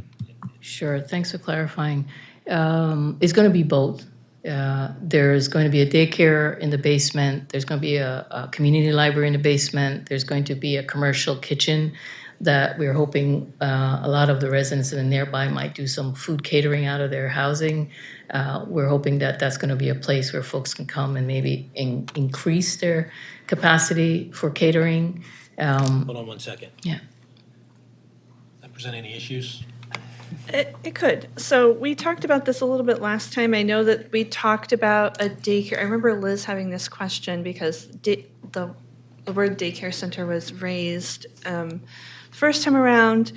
These are all kind of discrete uses in the zoning code. The zoning code doesn't like to mix a lot of different, I mean, you can say we're going to use this part of the building for this use, and we're going to use this part of the building for this use. So if you're having a daycare in the basement, that would probably require a separate application for that daycare use, and it would just cover the basement. I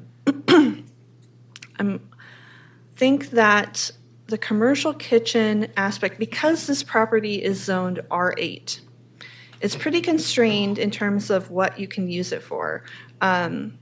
So there's a certain list of uses that are allowable here, community center obviously being one, office also is one. So the fact that there could be an office space, whether it's like a co-working space or offices for whatever, nonprofit, whatever, is not necessarily an issue. It's just that we have an application in front of us for a community center, not an office. So, so there may need to be additional applications submitted to be a little more specific with the uses. Community center, I have the definition from the code, means a facility in which people who live in the neighborhood or community are able to meet and carry on cultural, social, or recreational activities. So that's a fairly broad definition that maybe could include like an accessory office as part of that. But if it's like not really an accessory office, but like a separate thing that's co-working, that it could be an issue. You see what I mean? The commercial kitchen part, that is more of a commercial use and probably could not be approved at this location. Unless we are approving it as like accessory to the community center, maybe under certain circumstances, but probably it couldn't be used for like people running a catering business. It would have to be related to the community center use, like for events that the community center runs. So I hope that makes sense. The code, like I said, doesn't like to be loose with with the uses that we have. We need to maybe be a little bit more specific about what is included and not. So it sounds like one of the things that we're bumping up against is the definition of community center and then what they're telling us about other uses in the building that generate profit, essentially. And so I think where what I think was confusing to us the last time is that there's a lot of different types of uses that are happening in this building. And if you're coming to us just asking approval for one, we have to look at the use of the property as a whole. So I think that's where that's where I'm sort of, my hands are tied. I don't know what other folks feel. Well, I guess one thing that's kind of jumping in my head is that if it's a co-working space and offices are being provided, is it something that is generating revenue? So are you anticipating on renting out these office spaces as a co-working opportunity, or is this something that's just open to anybody who just needs the space to come in and perform community purposes? Or what can you explain maybe a little bit about that, offices and the kitchen as well? A little bit Sure. more. Again, it's both. So what Villar is trying to do is not keep asking for money and funding in order to run a community center. So how to be also an economic anchor in the community. So how to support residents and all the things, having a computer lab so people can come and use it for free, but then having some income that would allow us to be able to offer that for free. So it's really going to be both. And we've always been very clear and direct that that's what we're doing. Our whole idea is to not keep having to ask the city for money and grants and like that, but to be able to be a self-sufficient community hub that offers many opportunities for residents. I think the model is not the issue. It's the location of the model. Does that make sense? Because you're in an The RE zoning. district. So if you look at other organizations that you might have been basing your model off of, I can't verify, but my assumption is those buildings might be located in zoning codes that allow for those uses, and some combination of the factors allowed for a variance to be granted. And I think so it's not the concept that we have issue or diversifying revenue streams. It's the concept within the context of where it's located, where the building is located. The current zoning.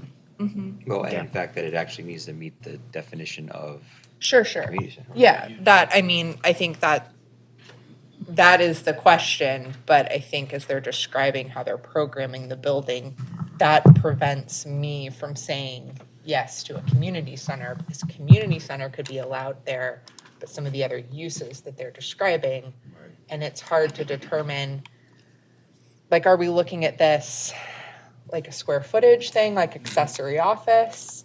What portion of the facility is actually a community like, center? and I don't know, they have a floor plan, so we could look at that potentially, to see if the community center appears to be the primary use and things like daycare, kitchen, co-working are secondary. But they would have to come back and get variances for all of those different uses as they came online. Yeah, I would think that, as you said, the majority of the floor area will have to be dedicated to uses that are related to a community center. I mean, sorry to interrupt. So I think you're definitely on the right track. Office is approvable by conditional use in RE because this is neighborhood commercial. It has historic use as non-residential. So it doesn't necessarily have to be accessory to the community center. Okay. We would just need to know where each use is going to be located. The only use that I think that we might have an issue with that has been mentioned is the commercial kitchen. But the daycare center is approvable as well in R8. And doesn't need to be accessory to the community center use. It just hasn't been posted for those uses, and so we can't approve those uses without it having been presented in that way, I think. And so I think the question that I have for the board are, what are the consequences around use of approving a community center today? So let's say we look at the floor plan and we're like, sounds like a community center, but we have all this other knowledge about different uses that are going to go into the building. And so in terms of a process, does it make sense to come and ask for conditional use or variance for all the different uses in the building so you can consider them alongside one another? I think it's safer for us and for them. Yeah, it gets around or gets away from unintentionally using the building and using the premises in a way that has not been formally approved that would otherwise require. I would say that something like this, for our record, and the record before us to decide it, we should have either an amended application which requests those uses, a floor plan which identifies where those uses are taking place, and not necessarily for the purposes of looking at accessory to or that, but the fact that that's the designated space for that particular use. We need evidence of the use. Floor plans provide that. But, you know, Yeah. to the extent there's still, there was confusion, I think there still is in terms of what it is we can decide. So we leave it to the applicant to clarify that for us and clean that up. Because the one thing we don't want to do is approve, you know, with sitting here with the knowledge of what clearly is the intent and how this programming is going to work, that we say, okay, for a community center use, just come back to us at some point. Now, I think, given the definitiveness of what it is your programming is going to be.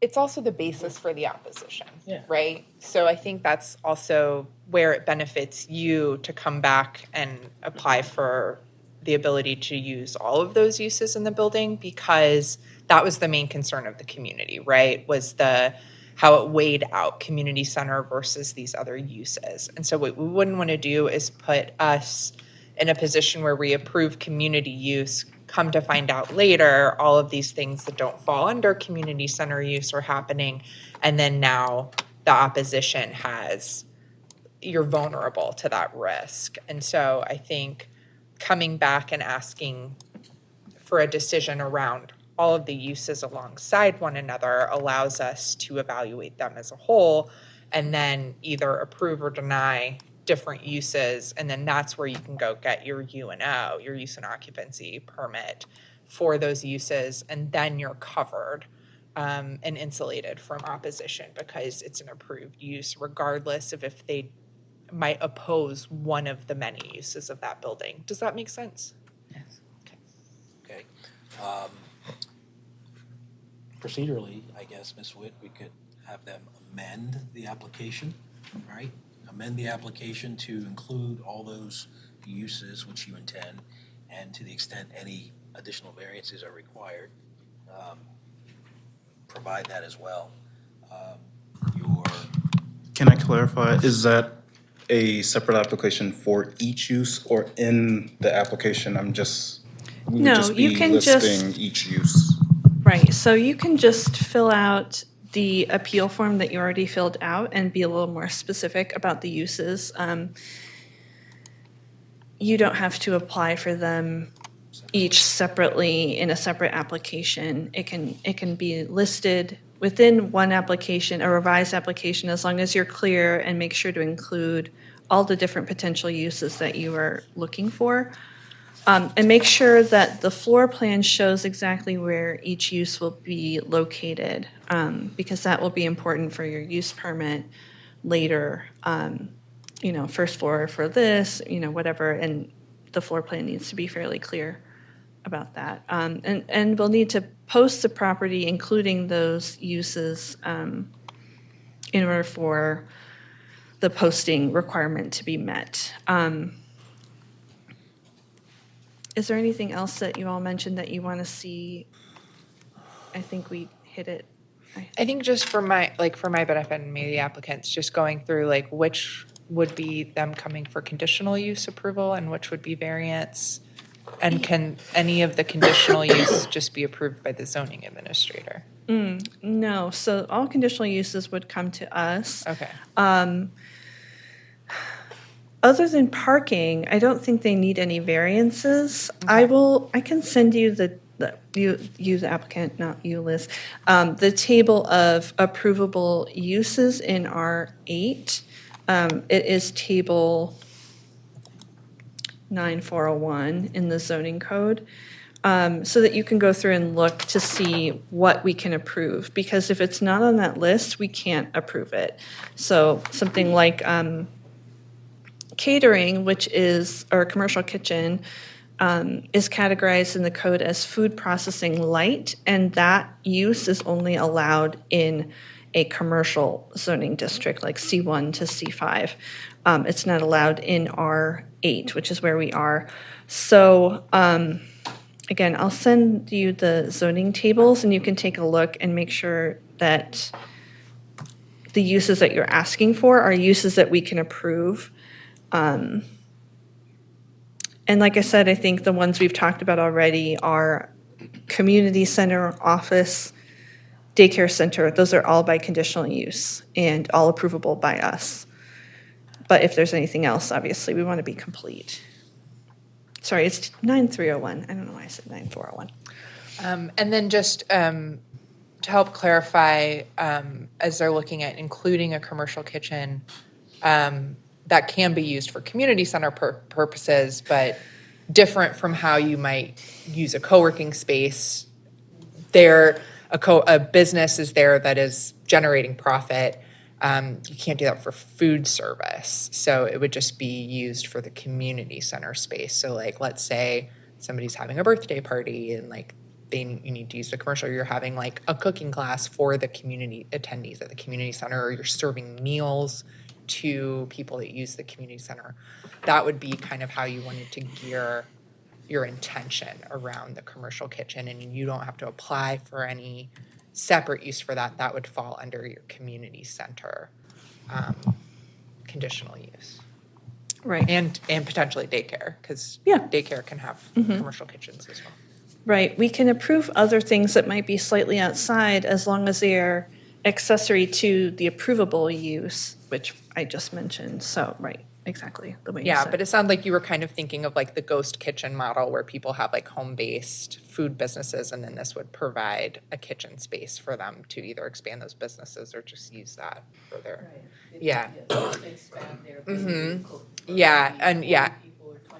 and unfortunately, that use can't be used for the commercial kitchen, but the other uses that I described can. Because you could have that facility, but just not in R8. It would have to be in a C district. I would simply encourage you to work with Ms. Witt's office to help define, what might be at issue so that we can be sure that that's included in what comes before the board in your ultimate application. And, I know we're happy to work with you to really cover all that. And when you meet us back here, we'll have everything in front of us and can really give you a decision.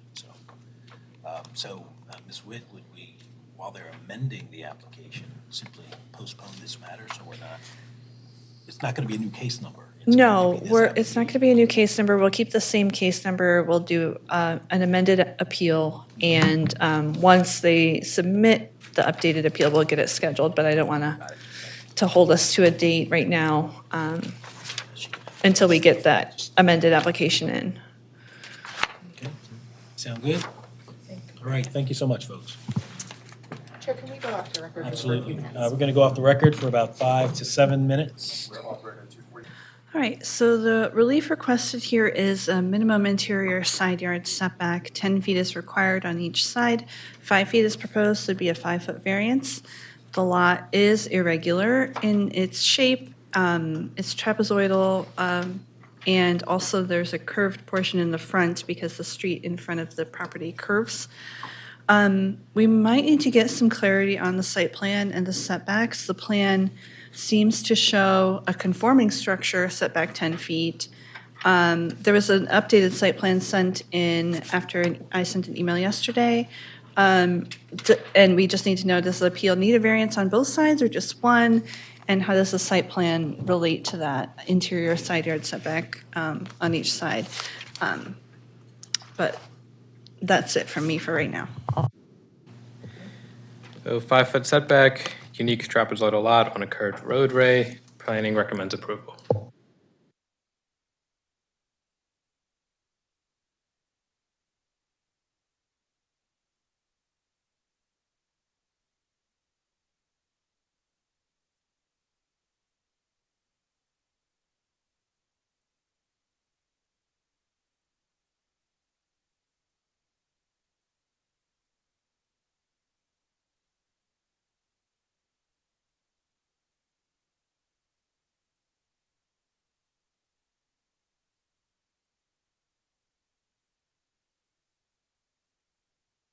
Sir, can you turn your microphone on, please? Sorry. Thank you. Sorry. The width of the structure is 22 feet, and in the front of the building envelope, it is 22 feet, but as you go back to the back half of the building envelope, because of the trapezoidal nature of the lot, it goes in a little bit, and we are 2 feet over the setback line if we have a 22 feet width and in the back, so it wouldn't meet side setback regulation towards the back of the structure. So we're requesting a variance. It can be for the one side, a 5-foot setback on the right side, but to be safe, we wanted to do it on both to make sure that we had enough building envelope so there isn't any mistakes.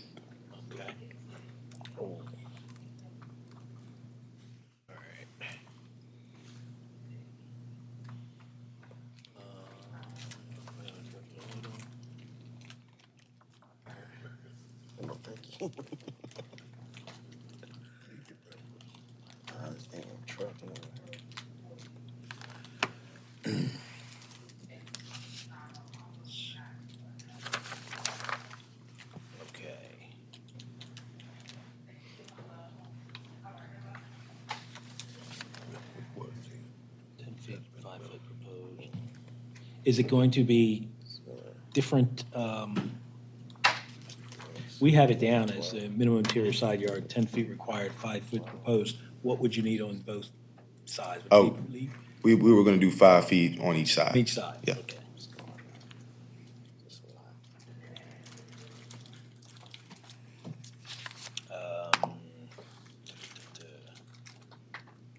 Okay. This is a vacant lot right now, right? Yes, currently a vacant lot.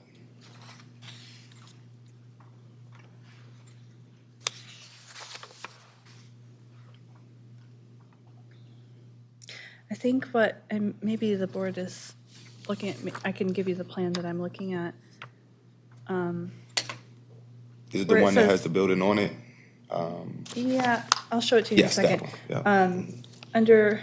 To me, this looks like you have, even at the narrowest part, because I do see that the lot gets narrower toward the back, but it looks like it's 10 feet, 1 inch from one side, and then 10 feet, 1.5 inches on the other side.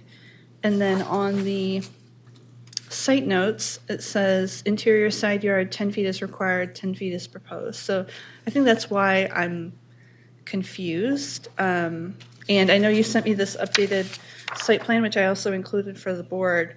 I'm just not, I guess maybe you can explain, are you proposing that the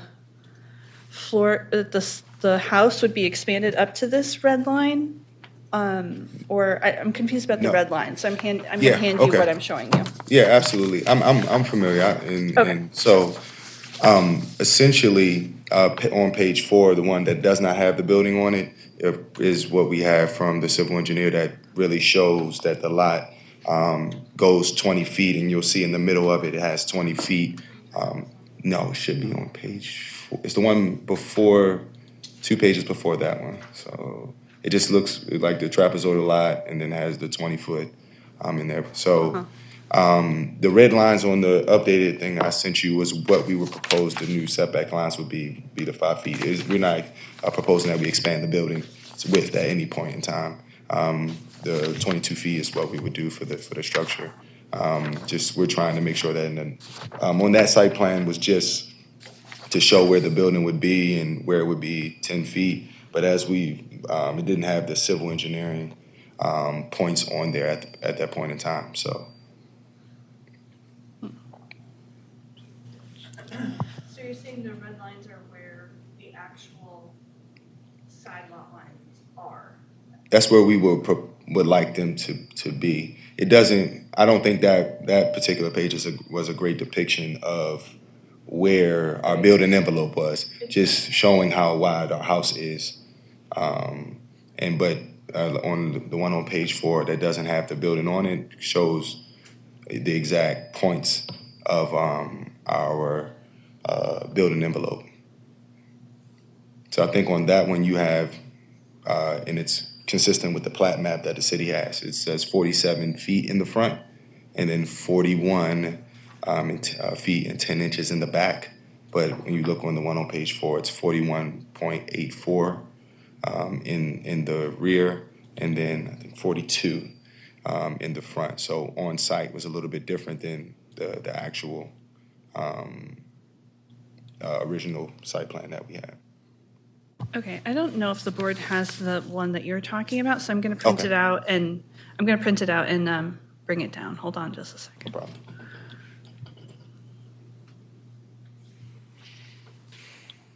I think we were confused by that, by that other plan that you are referring to, and maybe, all right.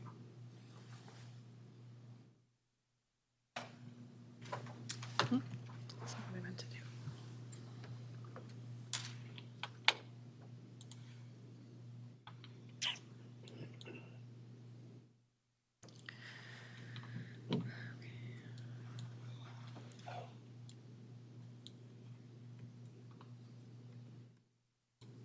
Download this, shoot.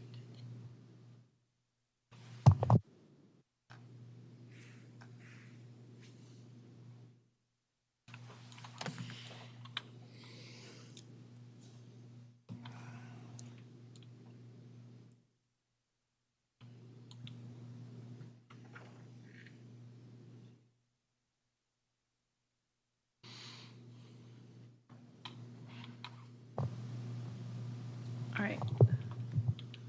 If the board wants to do the other case while I run upstairs, or you could just wait for me. Hold on.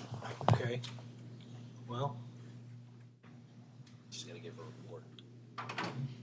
Yeah. I'll just sign.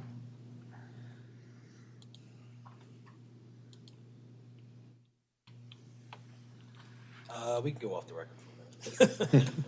Off the record, dead silence. That's right. Still waiting. Waiting for Godot. We'll get through this pretty quickly so we can get to that other gentleman back there. That's height.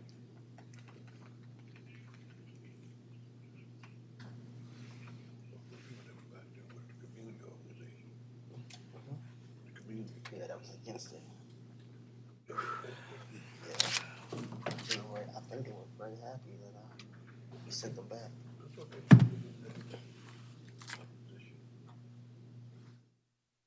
Well, I don't know, maybe they did.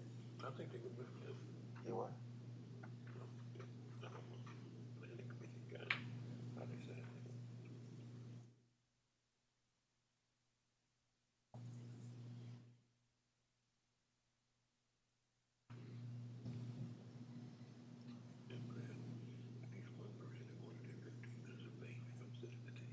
Yeah.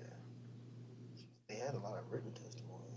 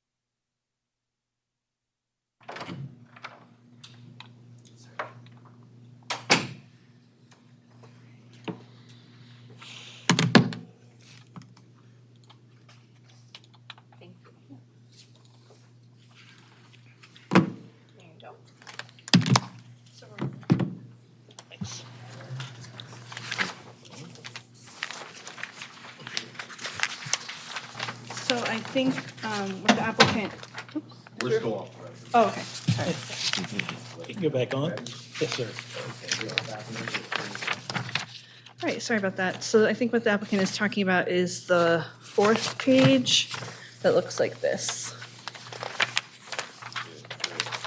This one here. Yeah, Yep, correct. I just find this one confusing too because it has 10 feet on both interior sides. So can you explain again what this footprint Yeah, so is? so originally when we drew up our architectural plans, we had it at 22 feet with the assumption that the lot was similar to the plat that the city has recorded, where it was 47 feet in the front.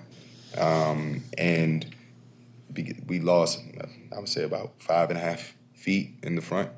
So even though it still has the 10-foot side setback, somehow it still ends up as 20 in the rear as the lot goes in. So I guess the 20-foot wide is where we had the issue where we can't fit the house into that building envelope, even though it has the 10-foot side setbacks, which you can see there. Oh, so you're just demonstrating, Where it starts to turn into 20 in the back half of the lot. okay, Yeah. and just say, if we did it with the setbacks, it would be too small. Yes. Okay, that's all. Does that make sense to everybody?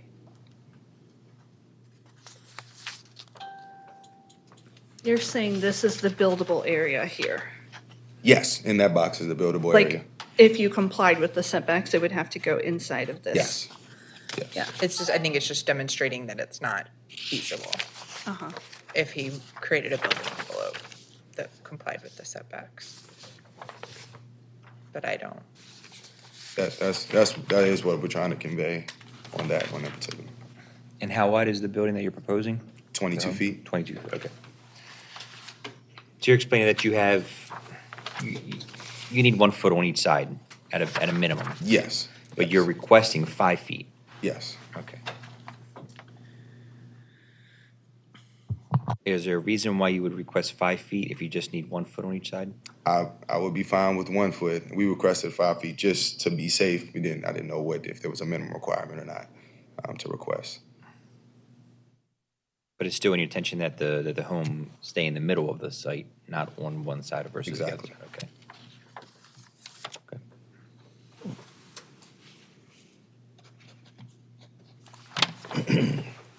Okay. Very helpful diagram. Yep. Yes, it is. What would it look like if I had to follow it? Very helpful. Okay. Anything else you want to add, sir? Other than that, I think only thing else I would add is just we're trying to make sure we take this vacant lot and put a nice house on it and make sure that we continue to build Baltimore. Okay. I think I have enough.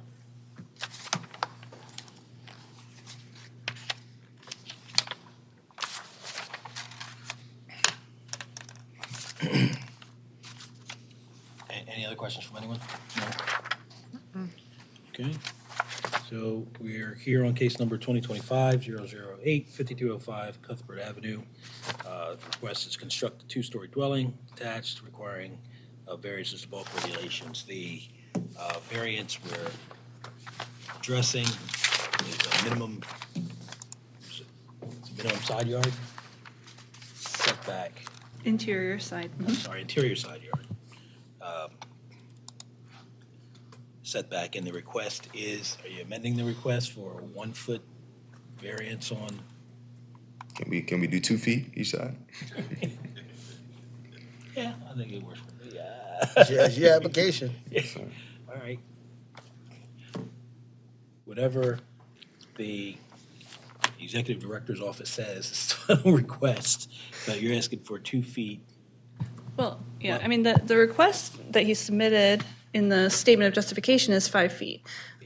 So that's the request that's been presented to the board. If the board wants to approve something less than that, you certainly can, and that's kind of part of the variance standard is that it's supposed to be the smallest amount of variance that you need in order to make the building. So you have to decide what that is. Okay. So we're here on the variance request of 5 feet on each side. Right? Is the property unique, or are the conditions for on which the application is based unique to the property? I'm going to say yes. It's uniqueness can find itself in a lot of forms, but particularly irregular shape, and demonstrated that this particular piece of property is a trapezoidal shape. Obviously, it's not. All sides aren't equal, and it makes it a little difficult to comply with the bulk yard regulations. The applicant has included a diagram of how small, I guess, the house would need to be on this particular exhibit in order to comply with the bulk yard regulations. I find the property unique for purposes of the interior side yard variance request. Let me just run through these facts. Because of the irregular shape of the lot, with the uniqueness of it, there would be a practical difficulty in complying with the bulk yard regulations at issue. There's practical difficulty, and I think that practical difficulty would unreasonably prevent the owner from, making something feasible, building something feasible, or unreasonably preventing the ultimate owner from using a property for a permitted purpose to live in. The practical difficulty is caused by the code and its requirements, and it's not created by the intentional action or inaction of the applicant.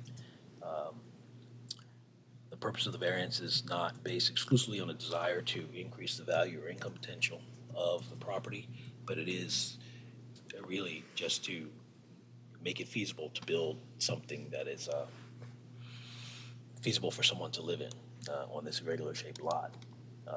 No evidence in the record that the variance would be injurious to the use and enjoyment of other property in the immediate vicinity or substantially diminish and impair property values in the neighborhood.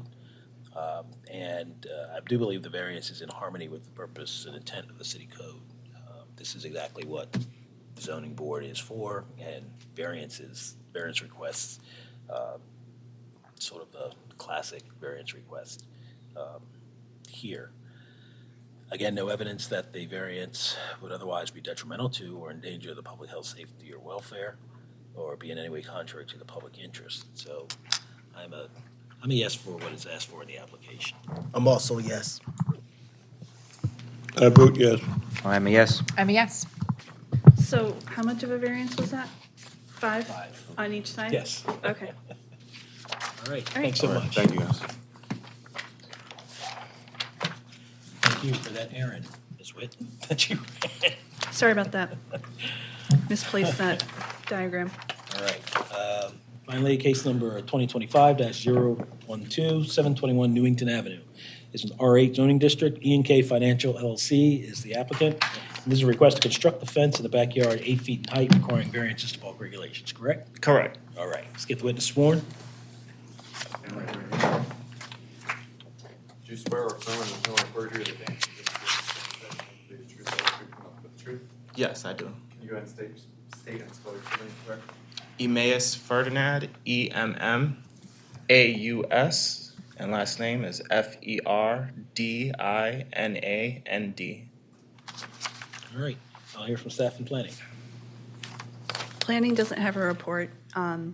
The request here is a rear yard fence height variance.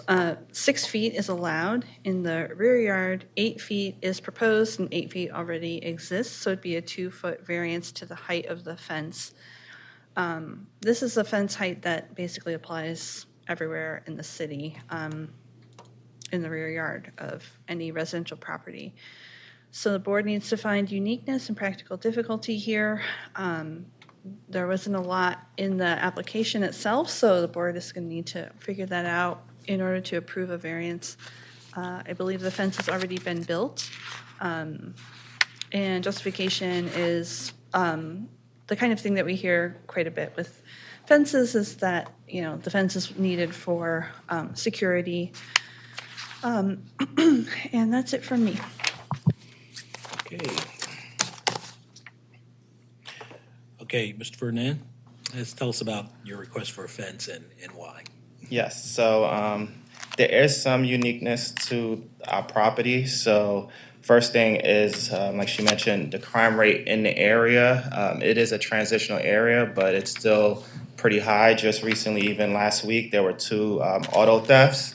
And this happens pretty frequently in the area, as much so that our previous tenant moved out because their car was stolen. Maybe about 2 months ago, actually. They moved out 2 months ago, but it was stolen about 4 months ago. So it is something that is high in our area. So now, out that particular home, we spent over $350,000 on renovations. So it is a unique home in the area in a sense of attractiveness. So it does attract people in the sense of possibly, breaking in and things of that nature. So now the particular reason why we wanted the fence, we have a work vehicle with over $100,000 of material that is inside of this work vehicle. It's a ProMaster that is higher than 6 feet. It's close to about 8 feet. That's why it's about 7 feet, 5 inches. So we built 8 feet just to cover it so that it doesn't attract anybody or anybody is like looking at the van or anything of that nature as well. So the concerns for safety is not just, breaking into the home or anything of that nature, but particularly the van. So that's one of our major concerns. Now, additionally, there is a Madison North project being built in the area. That's being constructed in an area that's going to attract even more outsiders to this neighborhood, which is slated to be completed, I believe, in 2026 or 7. There's also going to be like commercial space, different stores that's going to attract outside people as well, which is all, great for the community in a sense, but also it could just bring outsiders to that community. They're also building an Amtrak station in that area as well. I believe it's already been approved from my understanding. I know like the neighborhood is trying to combat it, but from my understanding, it's already been approved. They've been offering people in the area money I guess they're building under like their homes and things of that nature. But basically, it's going to just attract a lot more people being attracted to this area. So my concern is even higher for it. So now we did speak to our neighbors as well. If you guys like, I do have an email from our neighbor basically stating that he's okay with the fence. He doesn't have any issues with the fence at all. I think the fence as well brings value to the neighborhood. It's a nice fence. We maintain it. It's been taken care of since we've had the fence. And it doesn't block any like street views or like traffic visibility or anything at all. So now when I did build the fence, I wasn't aware about the permits and things of that nature. So since then, I have done everything I pulled the permit. They told me about the variance and I followed the procedures and coming here today, just starting the steps of getting everything approved. But the primary concern for me and the uniqueness of the property is just the safety as things that I've mentioned and the high crime in the area, especially when it comes to auto theft and actually experiencing that with a tenant at my property. Okay, when you say a tenant at your property, you mean this property? Correct, yes. And this is completely residential use? Yes, completely residential use, yes. But you're parking a commercial vehicle there? It's not a commercial vehicle. It's just a ProMaster that we have. It's not used for like commercial. I just use it for like work, so like to move things around.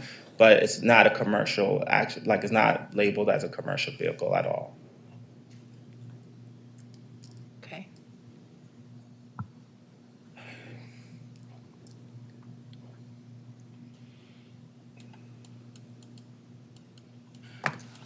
Can you tell me if there is anything about the property itself, the land, that makes it uniquely susceptible to the crime issues in any way greater than your neighbors or anyone else in that area? Yes, so I had mentioned that we did a lot of renovations. So there is our door, it's a glass door, so you can see straight into like the property. And we do have like, you can see that this is like a duly renovated home. And we have like art that you can see straight from just like walking by, hung up throughout the hallway as well. So it does, people do stop and like look, like, just look at the property because it is a, renovated. In the backyard, we have renovated the backyard as well. So, with a 6-foot fence, somebody that's tall enough, like myself, can see over that fence. And, we have, it's like a garden. It's a very attractive backyard. We are, so there's like a neighborhood association, like a tour. People are going to be coming to our home, so they're going to know how our backyard looks. The tour is in June. So this is another concern of mine because we're going to have people coming to our home to tour the backyard. It's something that the neighborhood does. So, they're going to know that, hey, this is a really nice backyard, renovated. We're concerned that, it could, since there is already crime in the area, it could possibly continue and not only continue in the neighborhood, but particularly the home itself. People either breaking into the home, but particularly also the van, because it's going to be parked in the backyard.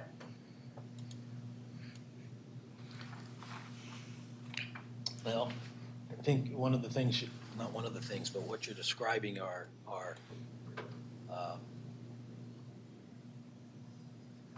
things placed into or onto the property by you. You built a nice place, arguably nicer than other surrounding homes, such that maybe the spoils would be greater if someone was looking to break in. But again, this crime in the area applies to the neighborhood, does it not? I mean, it's not like only your property has been targeted. Right? Well, no, I would say, like I mentioned, a car was stolen directly from in front of our home, from our property. So it's literally was parked right in front of the home. We have a doorbell camera. Even so, that people in the neighborhood has been installing not just doorbell cameras, but cameras in front of their home. But my home particularly, a car has been stolen from a tenant from the property. So there has been theft, on our property. I think that contention or argument in support would be more persuasive if the car was stolen from the rear, where you're going to have a fence.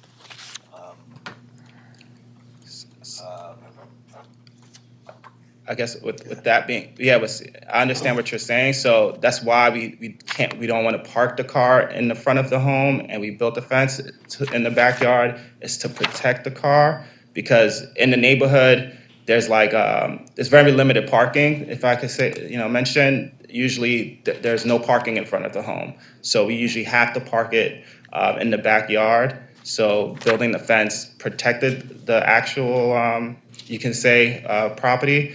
And when we were doing the construction of the property, my contractor would leave things in the backyard. This is before the fence was built, and things were stolen during the construction. Not just his like material, but like his equipment that they were using as well.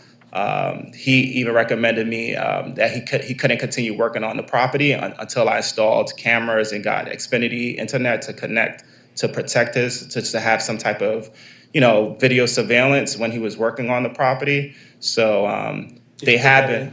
I'm sorry. Did you put that in the rear? Yes, there is. We have Vivint. We have 2 cameras actually in the rear of the property to be safe. There's one attached to the home, and there's one right outside by the fence to just watch that, if anybody's like coming into the fence itself.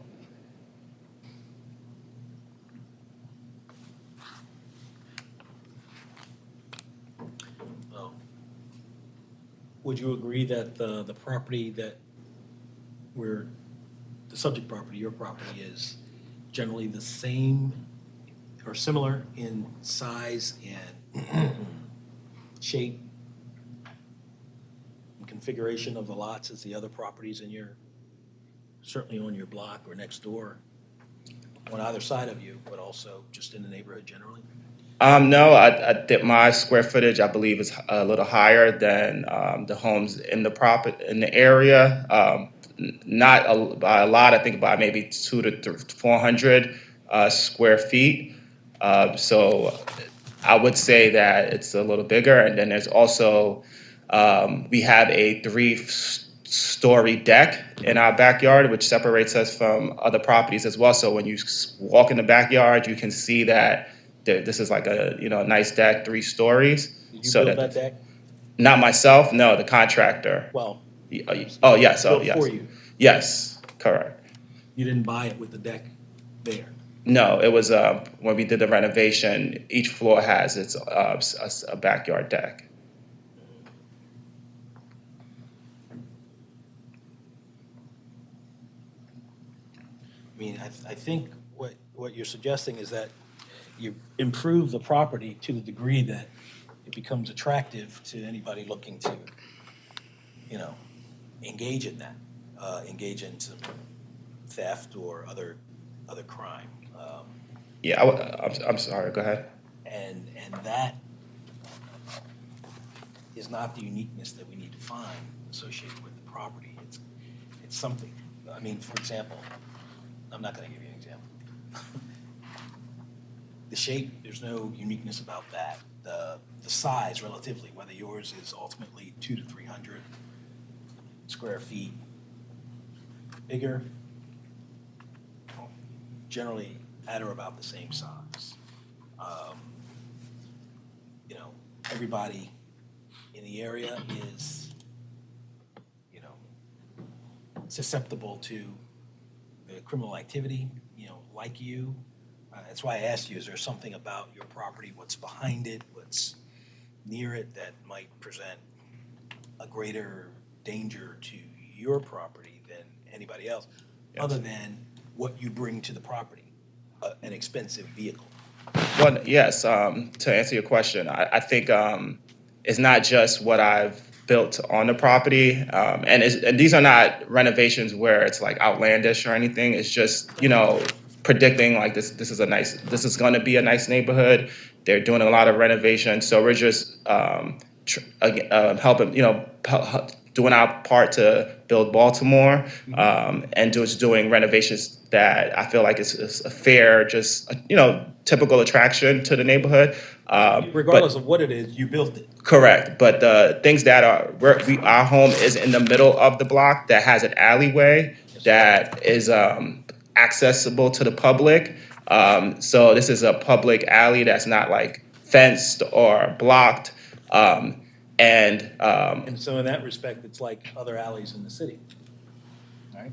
It is like similar like other alleys that are in the city. But I do feel that our particular home, because it's in the middle of the block, it's very basically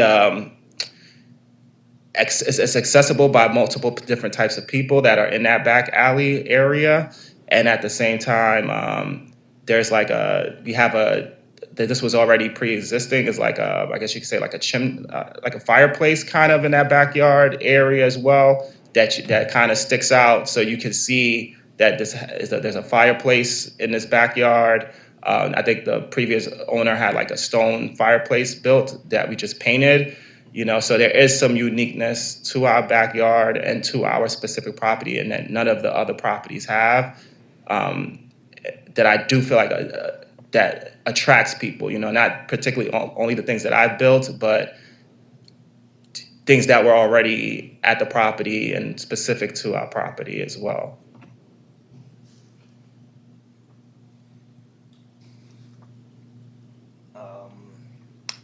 I'm having some difficulty finding uniqueness because, again, whether it's something that, the shape of a lot, you can't change that. A fireplace you can put there or you can remove. At some point, it was placed there. I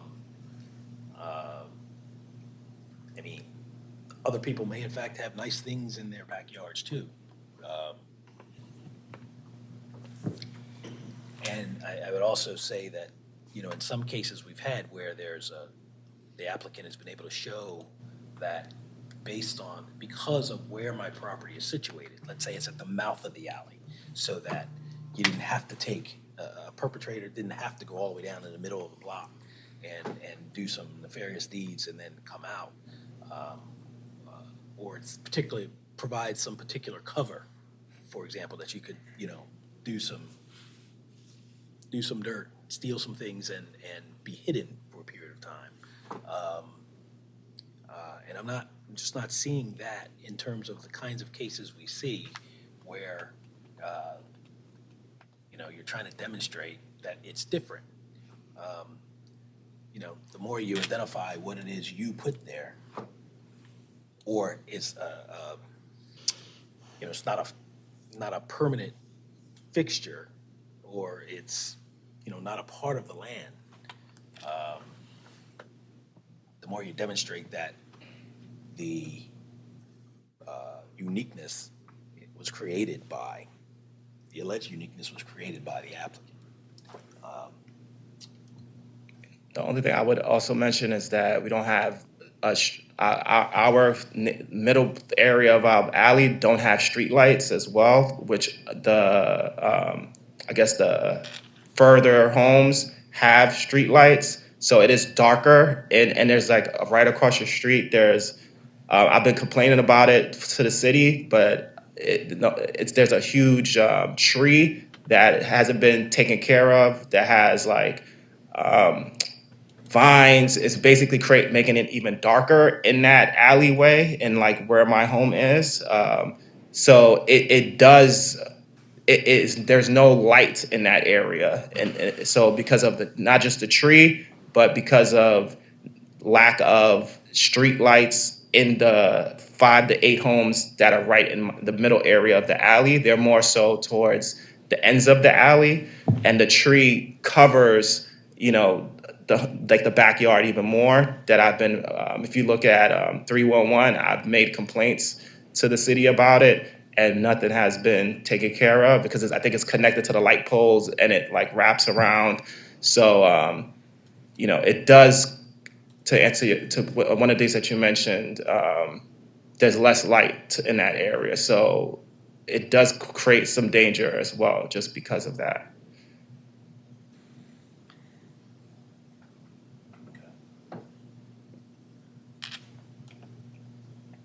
You said you had a letter from one of your neighbors. Obviously, that's on one side. Were you able to talk to your neighbor on the other side? Yes. He said that it's fine as well. He just hasn't sent me like an email. Like he sent me an actual email, but he told me that if he needs to, he doesn't mind giving me a letter. It's not necessarily something that could make or break our decision. I was curious because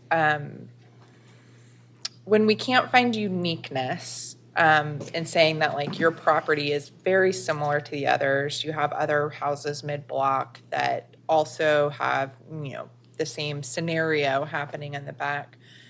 I wanted to just point out and help you kind of understand a little bit where we're coming from.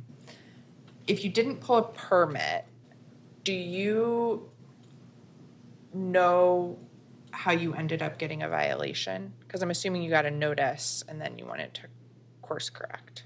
Yes. So basically, the only reason I didn't pull a permit, the contractor that I hired, I thought he took care of, you know, everything.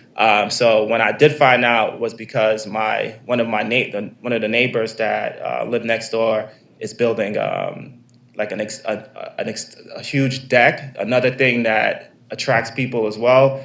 It's like this long, maybe 30 feet deck, and an inspector came out for that property and saw my property and said, "Hey, nice fence," you know, and yeah,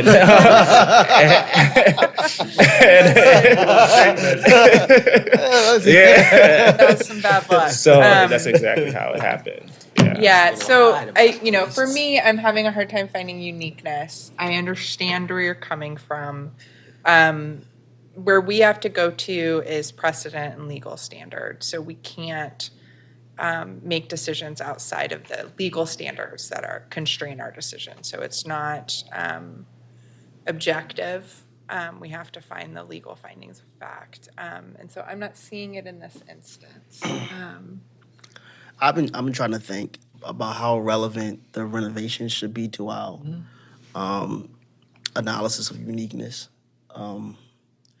Is that even a unique character if there are other properties in the community or neighboring properties that have been renovated? Is your property now unique? Because then we'll say that anytime a property in a neighborhood that is gentrifying or that is being improved, All of a sudden, it's unique. it's unique, and so I should get 8 feet. So all the other property owners get 6, but I should get 8. And so I've been trying to think of how to balance that. Yeah, I mean, I have to look at it from a legal perspective of like pulling it out of his particular situation. If I am constructing something and I build what legally is termed an attractive nuisance, I can't ask for relief from something that I created. And so I think I'm kind of coming at from that legal perspective.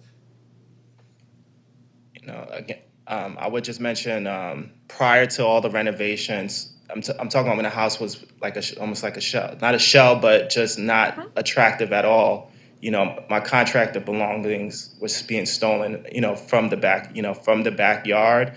Again, it's a very dark area in that area, and it happened during around wintertime, like evening, so it wasn't like super late or anything, but it was starting to get dark, so again, it is a safety concern. That's probably what I'm primarily trying to focus on, not necessarily the things that I built to in the area. The things being stolen happened prior to the home even having new decks and new windows and things of that nature.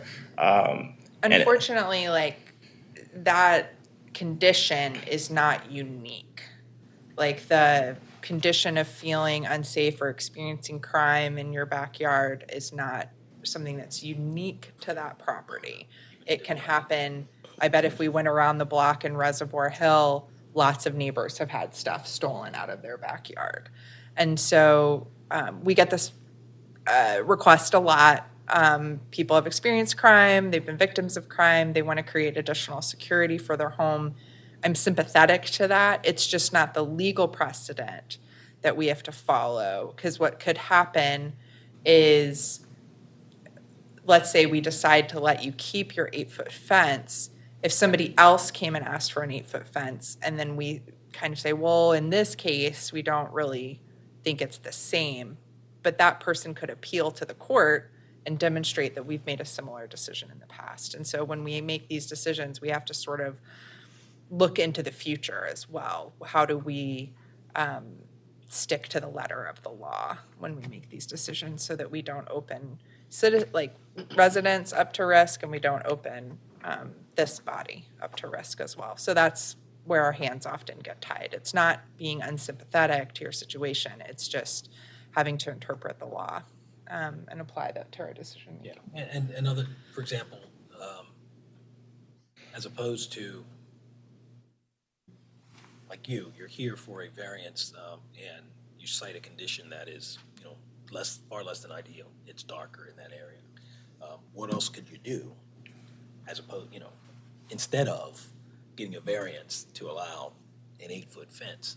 If you want more lighting, could you put a light on the inside of your 6-foot fence or on the outside, as long as it's on your property, to more illuminate, the area? Of course, additional light may highlight the expensive vehicle that you don't want folks to sort of see or be attracted to. Yeah, and I just want to be careful. We don't want to make too many suggestions for solutions, but I think we don't. I mean, as opposed to, and looking at it in terms of if we make a ruling that can then apply to someone who has a similar condition, because now we've established that as a unique property. Now we've got a flood of variances when variances are designed to be sparingly given, as long as they meet those tests. So I'm just not seeing anything. I'm not seeing a sufficient support for uniqueness that is required as a prerequisite to getting a variance here, so. Anything else you would like to add? Because you still have the record. No, it's just disappointing. I think that there is, I mean, I understand what you guys are saying. I think safety is something for the home is unique. Because building a 6-foot fence, I'm 6'1.5". I can see over a 6-foot fence. And God forbid something does happen. While me and my wife lives in this home. I'm just concerned that I've already experienced this in my life. Something happening, so it's just something I gotta, I guess, take care of. I just don't want something happening to my wife. I understand.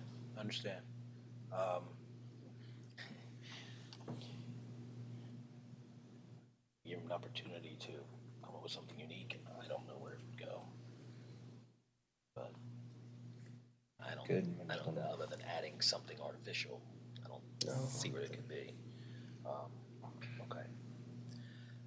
I think, I think in a situation where we're constrained, again, acknowledging and empathizing with all those situations, and just as you, and just take what it is you just said, your neighbor probably feels the same way, and everybody else down that block in the neighborhood, because that's an issue that a lot of us deal with in the city. The potential for some bad things to happen when conditions could be improved. But that in and of itself, still, for purposes of a variance, in my view, doesn't make the property unique under the legal standards that we have to abide by. So, unfortunately, I'm going to have to be a no for the application, because I can't find uniqueness in the property as required by the law. I'm also no. I don't think that's a unique factor here.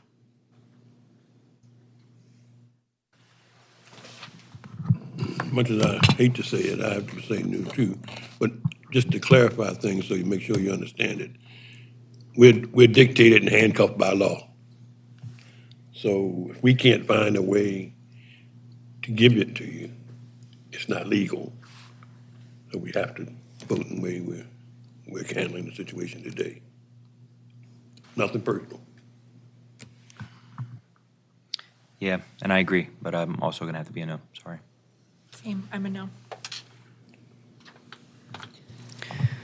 All right. Thank you. We'll write the resolution. You can feel free to appeal it, request reconsideration if that is an option. Yeah, and with regard, I'm sorry, since you're still here, Ms. Witt just mentioned what remedies you may have in light of this decision. You can file a motion for reconsideration. There are standards required for that, and also appeal to the Circuit Court for Baltimore City is also a remedy. If you need some clarification on those timeframes, reach out to the office, okay? Yeah. Thanks, sir. You can also reach out to your councilman and ask, why is it 6 feet? Like who made it that it doesn't have to be. Your microphone's not on, but I hear you. It doesn't have to be 6 feet. The law could be changed. It could be 8 feet. We could have no limit and up to the sky. That doesn't have, yes. Ask him why that is. See what he says. We also ask him why I don't have more lights in the back of my. Yeah. So with the York Road case, I did check in with our staff, and apparently she did request a postponement late last night, if the board wants to grant that. Our rules say that it's supposed to be in writing at least 48 hours ahead or in person request for postponement, but the board can waive that if you would like to. I'm inclined to give her, at least there was some thought. And there was. It didn't get to us timely. But Okay. I'll let her know that she can reschedule. Got one more shot. One more time. Thanks. I think we're done. All right. Thanks, guys. Record at 3:47.